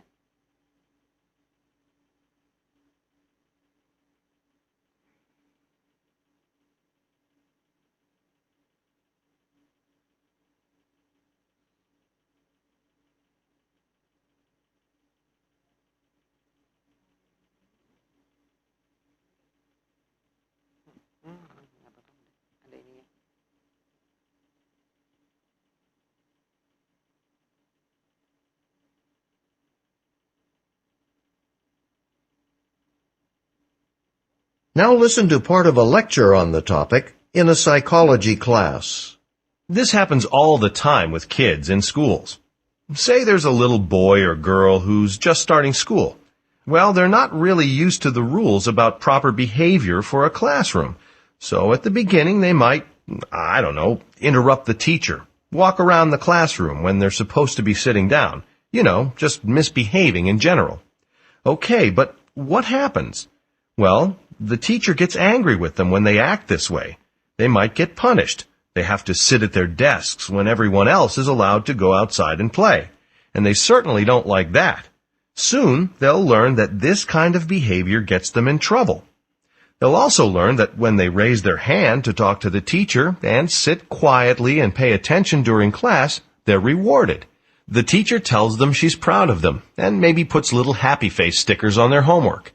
Now that their behavior gets a good reaction from the teacher, the kids learn to always act this way in class and not behave the way they used to. Using the example from the lecture, explain what behavior modification is and how it works. If this were an actual test question, you would have 30 seconds to prepare your response and 60 seconds to record your response. This is a high-level response. Behavior modification is defined as people's changing their behavior based on their experiences about the consequences of their behaviors. And according to the rating too, behavior modification can be observed both in experiments and in real life. The professor gives an example of observation of modification in real life about kids. First, when kids first move into school, they do not know the rules, so they do things like walking around when they're not supposed to, or talking when the teacher is speaking. These behaviors will result in punishment, like the teachers reproaching them about how inappropriate that is. And soon they learn to behave better, because if they learn to raise hands or keep silent in class is more pleasant, teachers praise them. Through this, they learn this behavior is better for them. Okay, so please access this, all right, if you have not already, right?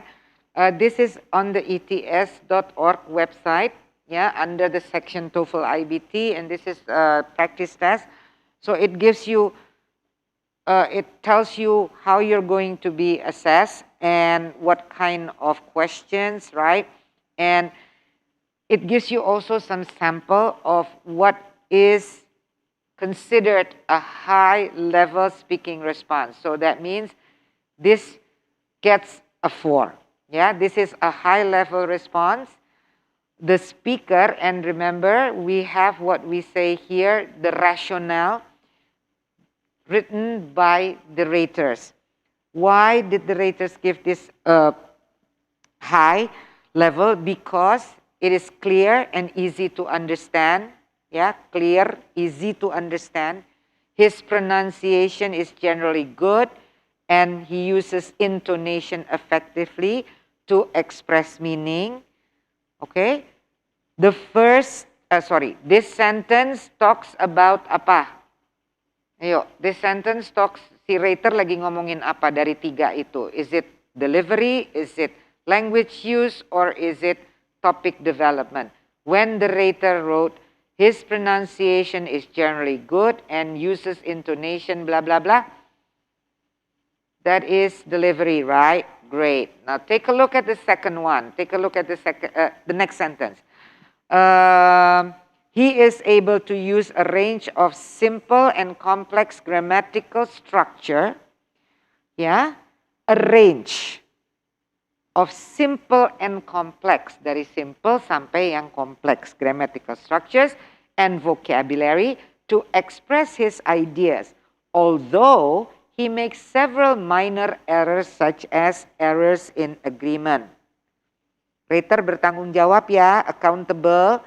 Dia sampai tulis, misalnya yang saya dengar, these behaviors. Kan behaviors, bisa these atau this behavior. Okay? Right. And dropping pronouns and articles. Mestinya ada pronoun, ada artikel, dia lewatin, di drop. Learn to raise their hands. Maksudnya, learn to raise hands gitu. Maksudnya, we should have said their hands. Tapi these errors do not obscure meaning for the listener. His vocabulary use is often very precise and effective. Remember, it's not just keren vocabnya, tetapi harus tepat penggunaannya. Oke? Oke. Now, so when we talk about this, all these sentences points out to not delivery, tetapi points out to, you probably everybody knows ya. Kalau saya minta di chat box, pasti semua akan jawab. These few sentences are describing his language use. Ya? Oke? Oke. He is able to summarize. Nah, sekarang terhadap prompt-nya tadi, permintaannya, dia bisa summarize. And then, this is a coherent and accurate. Coherent, nyambung. Synthesis, sintesa. Dikumpulkan semua informasi itu, alright, dibuat, di-create, itu sintesa. Of the reading and listening material. Integrated speaking. Oke? Got it? Nah, ya, silakan ya dipelajari sendiri. Listen to part of a lecture in a business class. One. If a consumer has to choose between two products, what determines the choice? Assume that someone, a purchaser, is choosing between two products that cost the same, okay? If people have a choice between two identically priced products, which one will they choose? They choose the one they think is of higher quality, of course. But what does it mean for a product to be a high-quality product? Well, business analysts usually speak of two major factors of quality. One factor is reliability, and the other is what we call features. So reliability. What's reliability? Well, a product is reliable if it works the way we expect it to work, if it can go a reasonable amount of time without needing repairs. If a product, a car for example, doesn't work the way it should and needs repairs too soon, we say it's unreliable. So product reliability means basically the absence of defects or problems that you weren't expecting. It used to be that when people thought about product quality, they thought mainly about reliability. Today, it's different. People do still care about reliability, don't get me wrong. It's just that manufacturing standards are now so high that, we'll take cars for example, today. Today's cars are very reliable. So reliability is important, but it's not going to be the deciding factor. So if reliability isn't the deciding factor anymore, what is? Features. All those extras. The things a product has that aren't really necessary, but that make it easier to use or that make it cool. For example, new cars today are loaded with features like electric windows, sunroofs, air conditioning, stereos, and so forth. When people are comparing products today, they look at features because reliability is pretty much equal across the board. And that's why manufacturers include so many features in their products. Using points and examples from the lecture, explain the two major factors of product quality and how their role in consumer decision-making has changed. If this were an actual test question, you would have 20 seconds to prepare your response and 60 seconds to record your response. This is a mid-level response. For example, you're going to purchase something which has the same price. So the choices or the things that you have to look on is the quality, since they have the same price. So what do you mean by quality? So we look at the reliability as well as the features. So when we say reliable, it should work the way it should work. While with the features, what are present in the product. Now normally, if people purchase things now, they look more on the features rather than the reliability of the product. They look more on the things that are present and not on its use, which is actually not necessary. So people tend to, or the consumers tend to focus more on the features rather than reliability.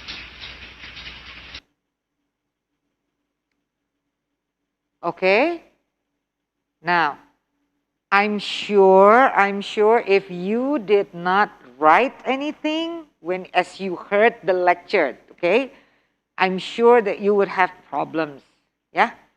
Now, so you understand the importance of taking notes, but it's not just writing the right words, but it is also how you take notes. And I'm going to talk more about that next week, okay? Because from that, we will also be talking about writing. The notes in speaking, notes are extracted from what you hear, what you read, right? They're extracted and then they're synthesized. When you speak, you synthesize. Okay? In writing, which we will be talking about next week, in writing, your notes become your outline for your writing. Okay? Let me remind you, so I'm going to stop sharing my screen here and I'm going to give it to Santika in just 1 minute, yeah, for the question and answer.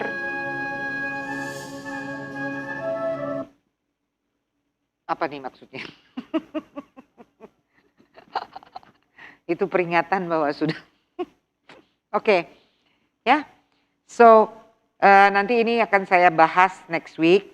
So make sure to come next week about rating, why I'm stressing and why kalian harus tahu bagaimana dan siapa itu yang merate, apa yang mereka gunakan tools-toolsnya. But this is my last slide and this slide will come out in every session just to remind you. Getting prepared for any assessment, not just talking about the TOEFL. Remember that assessment is a measurement to see how much skills you have, okay, to equip you when you are doing your studies, when we talk about the English proficiency test, yeah? Academic English proficiency test. So what we would like you to do is focus on your language. That is your ammunition. Peluru Anda itu adanya ya di bahasa. Bukan di tips. Tips itu oke lah. Tetapi kalau kamu ibaratnya punya strategi, itu tips. Tapi kamu nggak punya peluru, you will never be able to hit the target. You punya peluru, tapi nggak punya strategi juga, gitu loh. Itu juga akan tidak akan efektif. But what my message to you all is, you have to develop your English language skills competence, which is reading, listening, speaking, and writing. And you know what matters when you see the assessment, right? In speaking, delivery, language use, topic development. And you know what that means. You can look at it again in your own time, all right, and get more in-depth information about that. Strategy is how to apply the competence. Ini bimbelnya nih. Ini bimbel nih biasanya ada di sini. Mau dibimbel kayak apa kalau pelurunya juga kurang, ya you're not going to be able to accurately select the answer. Okay? So we will we are working on your language skills. All right? Okay, so that's all from me. Thank you, everyone. Thank you very much. And I think this is now, jangan lupa ya, ini semua ada di your ets.org. Tadi yang saya tunjukkan dari speaking section, sebagian dari free practice test yang interaktif, right? And thank you.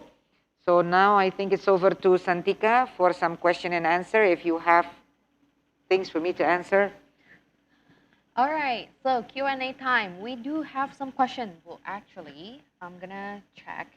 Ini mundur ke awal sesi when Ibu Hafil shared the PPT at the tryout, right? So the question is, what is the function of tryout here in overall tests? Terus, why do we need to have the tryout in the real test, and will it be in the beginning or at the end of the test? So technically, it's just some worries about the tryout. Okay. Well, don't worry about tryouts because you will have more time, right? Tryout is actually for ETS, for the developer of the test. Itu jadi kayak tryout uji coba. Karena kan mereka harus membuat, they want to make sure that the test, the reading text-nya itu valid gitu loh. Ya. It's very difficult to make a test ya. Gitu. Jadi misalnya nih, contohnya, I'm going to use bahasa Indonesia so it's clear gitu aja. Jadi misalnya ini sebelum reading text ini benar-benar dipublish dan dijadikan part of test, ya, it has to be tried out.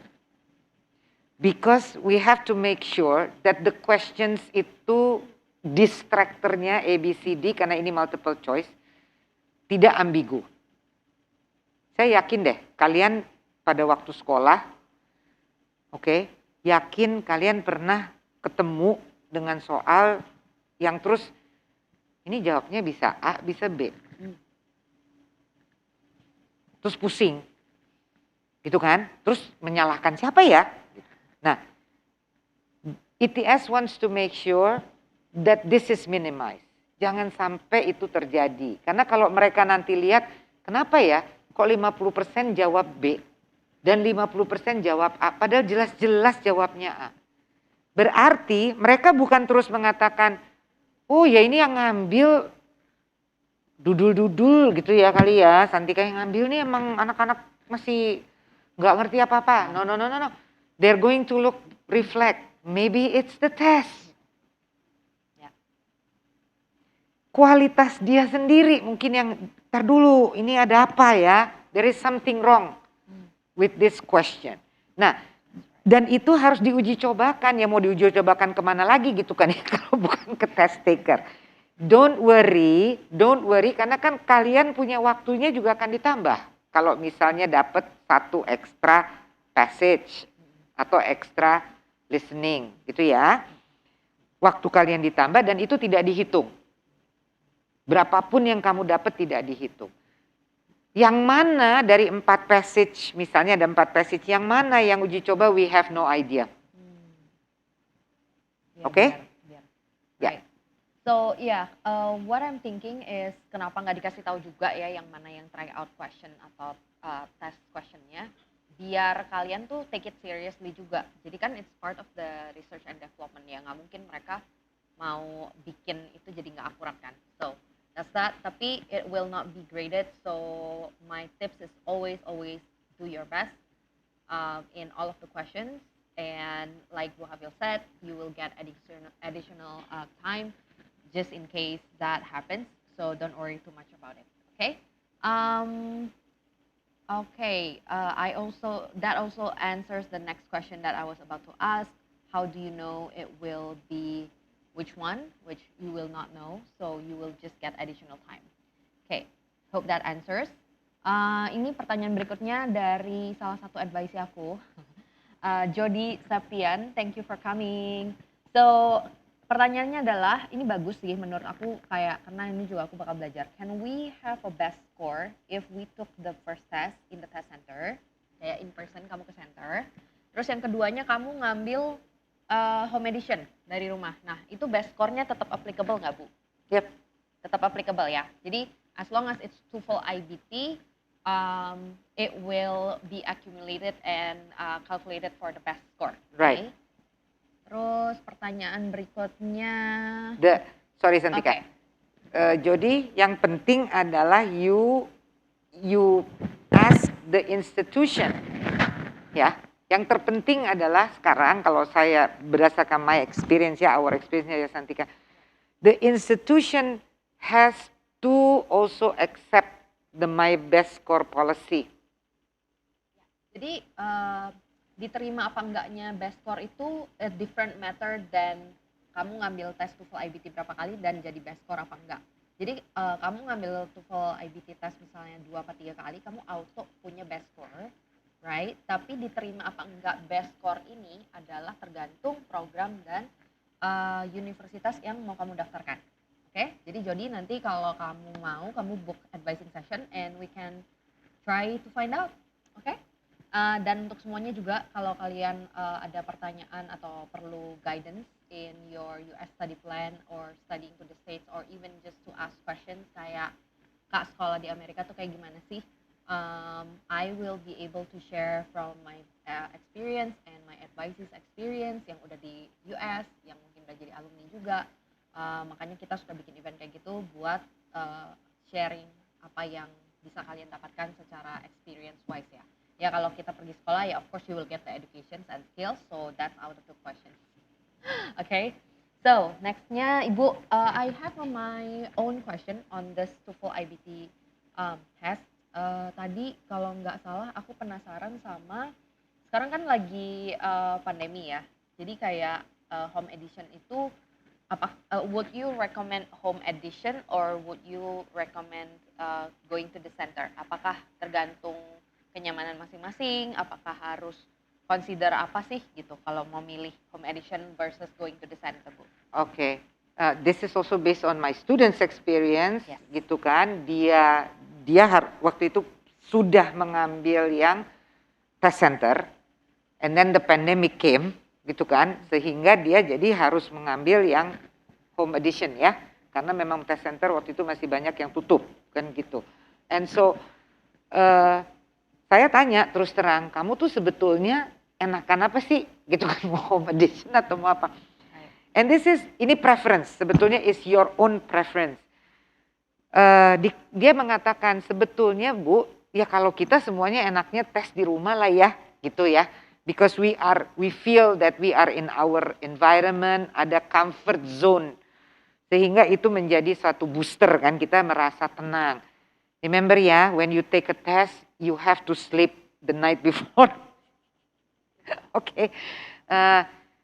You have to be in your prime state, gitu aja. Nah, tapi yang memang dia mengatakan, apalagi kalau untuk speaking. Karena if you remember the one that I showed you, right? When you are in a test center, itu jarak saya sama Santika mungkin seperti ini ya. Saya rasa lebih pendek lagi daripada ini. Ini karena kita benar-benar social distancing, jadi kita nih jauh gitu. Yeah. But then in a test center, I think your desk will be like 1 meter, ya. Terus dia memang ada sekat, itu kan supaya nggak contek-contek menyontek, tetapi juga untuk sound barrier. Imagine when you are speaking, Santika will be responding, gitu kan, to question 1. I'll be responding also to question 1. Kayak lomba jadinya. Kayak lomba. We will be competing, right? And walaupun itu semua sudah a test center, kenapa harus authorized? Karena mereka peralatan dan lain-lain itu harus di-approve. Mereka sudah punya IT-nya dan lain-lain yang memang harus dicek untuk soundproof-nya dan lain-lain itu sesuai standar dimanapun. Namun tetap aja ada pembocor. Pasti you will hear Santika ngomong gitu kan. Saya dengar nih, saya lagi ngomong ini kenapa Santika nggak agree ya? Saya agree, kok dia nggak gitu kan misalnya. Kan jadi bisa, terus dia kok alasannya kayaknya bisa 1 and then 3, dia udah sampai 3 alasan. Nah saya baru mikir 1. You get it? That's right.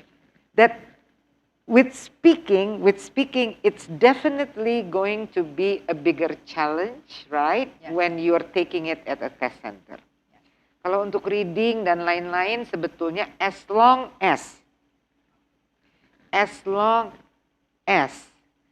you punya peralatan, ya, you punya peralatan dan application and all that itu harus okay. Alright? Okay. Gitu. And Gitu sih Santika. And I remember very clearly in our previous TOEFL iBT sessions with Ibu Hafil also, Ibu kayaknya emphasize banget tuh, kayak kalian kalau mau siapin diri buat tes di center, itu harus menyiapkan diri untuk nggak gampang ke distract. Jadi kayak mungkin emang pas latihan TOEFL iBT, pas latihan speakingnya atau pas latihan listeningnya, itu kalian kalau bisa mungkin cari environment yang emang ada noise-nya. Jadi nanti pas kalian di test center, kalian nggak kagok yang kayak, ih orang sebelah semuanya ngomong, kiri kanan depan belakang semuanya ngomong. Jadi kayak tadi Bu Hafil bilang, kayak panik iya, dengerin mereka punya jawaban kok beda sama gue, jadinya bingung juga gitu. Jadi kind of like practice yourself in that kind of distraction environment. Jadi pas nanti kalian di test center, kalian nggak akan se-shock itu gitu. Dan speaking from my advisees punya experience juga, jadi dia tuh pas belajar TOEFL iBT atau GRE or any standardized test, dia tuh belajarnya pakai buku gitu kan. Sedangkan tesnya itu computer based, you have to type instead of write. Jadi pas dia in real life testnya, dia kagok banget karena dia bukan ngetik, dia bukan nulis pakai pen, tapi dia pakai ketik-ketikan dan pakai mikrofon dan pakai semua teknologi yang tadinya dia nggak incorporate in her practice or his practice gitu. Jadi sebisa mungkin kalau aku selalu suggest kalian latihannya juga dengan metode yang nanti kalian akan gunakan buat tes aslinya gitu ya.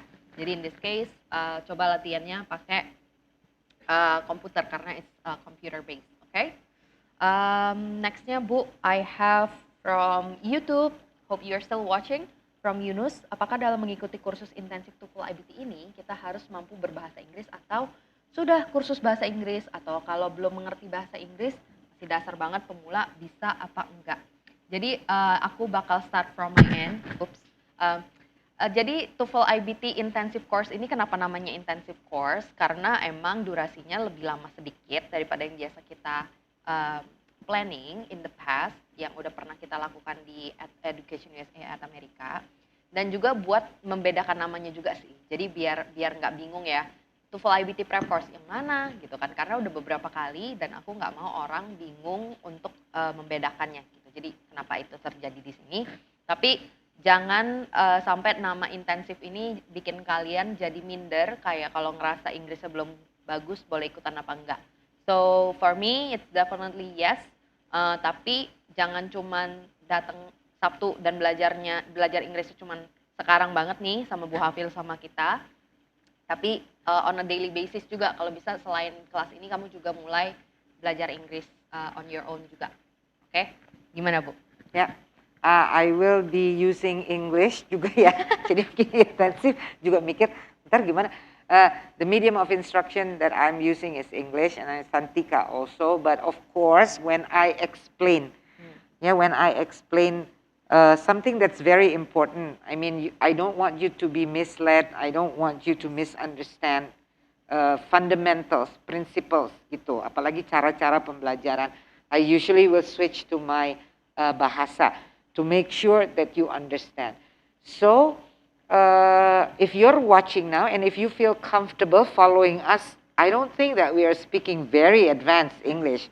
Right? This is how I talk to my students also, whether they're advanced or not. So if you're comfortable, if you think that you can understand us, right? And you will be learning a lot also from the way we speak and the way your friends are commenting probably on chat. So there is there's no requirement what is that you requirement need for me, yeah. certain That's TOEFL right. iBT score to join us here. Jadi kita malah lebih excited buat dengar nilai kamu nanti setelah kamu join course ini. Mungkin kamu coba tes terus nilainya bagus, then that's what we are looking forward to. Okay, that's our standard. So moving to the next question karena kita tinggal sisa very, very little time dari Desi di Zoom. Is it okay saying A all the time when talking TOEFL iBT speaking test? So for this, I will refer to the rubric again. Yeah. Kalau misalnya di rubric nggak ada specification kayak kamu nggak boleh ngomong kayak filler kayak gitu.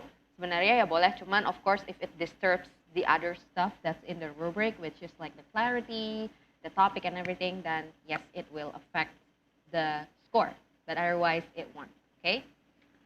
Nextnya Amelia, would it be beneficial if we memorize some templates for our speaking test? I think we talked about this too in the previous. Yeah, and I think you also remembered remember the golden mic and the not golden mic. Yeah, if you listen carefully, the second one, the not golden mic, the silhouette one, right? She was very, very fluid. Only in the first sentence. I think that blah blah blah blah should live off campus. Itu dia lancar banget loh. Kita bisa terkecoh di detik pertama itu. Kita pikir, wah dia fluent nih. Tapi kalau kalian dengar second sentence, third expression, fourth, itu dia tersendat. Artinya apa? Itu memorize. Oh, I see. Itu pasti ada yang bilangin, Santika. Jadi kamu kalau ditanya opinion untuk nomor 1, you state I agree, I don't agree, I absolutely, apa kan semua itu ada, expression dihafalkan, kemudian state the prompt-nya ya. I agree, kenapa? First year student should live off campus. Kalau itu diganti, misalnya bukan itu, that university choir should do more competition. Itu kan dia tinggal copy paste. Itu pasti diajarin. Jadi itu udah memorize di sini. I agree that university students should, that first year students should live on campus. I agree that the university choir should do more competition. I agree that the policy, the new policy about no bicycle in campus is a good one. You got that? Yes. Tapi waktu dia ngomongin reason kan dia nggak bisa hafal. Karena lah ya kenapa kan antara urusan sepeda nggak boleh dipakai di kampus ya, no bicycle in campus, with the university choir doing competitions off campus, with first year students living in or out campus, has nothing to do with bicycle gitu. Itu kelihatan banget loh. Okay. Right? The readers apalagi. Because readers will be able to detect memorized templates. Dan mereka akan pasti lebih scrutinize lagi. Kecil-kecilnya dia dengerin benar itu. So it's better, bukannya memorize ya. Jadi kalau ada connection, saya pasti bilang, kamu agree dulu dong, summarize dulu dong. Oke, summarize. Abis itu, then you say dong, and the man. Itu nah biasanya saya hanya ribut dengan connector. And, but, otherwise, because, things like that. Jangan lupa ya connector for the topic development. But it's got to be natural gitu. And that's what you should study for. It's got to be natural. Yes. Right? Okay. Thank you, Bu. Totally agree You're very with that. welcome. And we are closing the Q&A and this whole session, the first session of TOEFL iBT Intense course. Don't forget to register for the second one, especially if you are planning to get the opportunity to get the voucher. Okay. And for those of you, if you want to discuss on your study plan and everything, you can book an appointment. You can rewatch it on the YouTube and just scan the QR code, or just go to calendly.com/educationusa @America. Okay, there you go. I will also put it in the chat box if you're in Zoom, and that's it. I'll give it back to our e-guide, Hasna. Thank you, everyone. See you. Thank you so much, Bu Havilia, along with our moderator, Kasantika. As usual, we've always enjoyed the session. So earlier in this event, we asked the audience a question, and the question was, true or false, the Boston Latin School was the first public school opened in the United States in 1635? And the correct answer to that is true. On 23rd of April, 1635, the first public school in the United States was established in Boston, Massachusetts, and was known as the Boston Latin School. Shout out to today's lucky one at KH Rinafla from Instagram for answering correctly. Thank you so much to everyone who has participated in our question of the day. Don't forget to tune in next time and catch a chance to get a live shout out from us. And now, do you want to develop more brilliant ideas with a platform like this? It's easy as ABC. You can go to our website at www.atamerica.org.id, select create an event, and go to collaborate with us. All given proposals will be reviewed, and your event might be featured here soon. You can also subscribe to our newsletter if you find yourself enjoying this event, so you can stay updated with our upcoming events as well. Follow us on our social media. We're on Instagram, Facebook, and Twitter at AT America for interesting contents and so much more. Also, please click the like button and subscribe to our YouTube channel. With that, it is time to say farewell. Thank you so much for joining us today. My name is Hasna. See you at the next At America event. Bye-bye, everybody.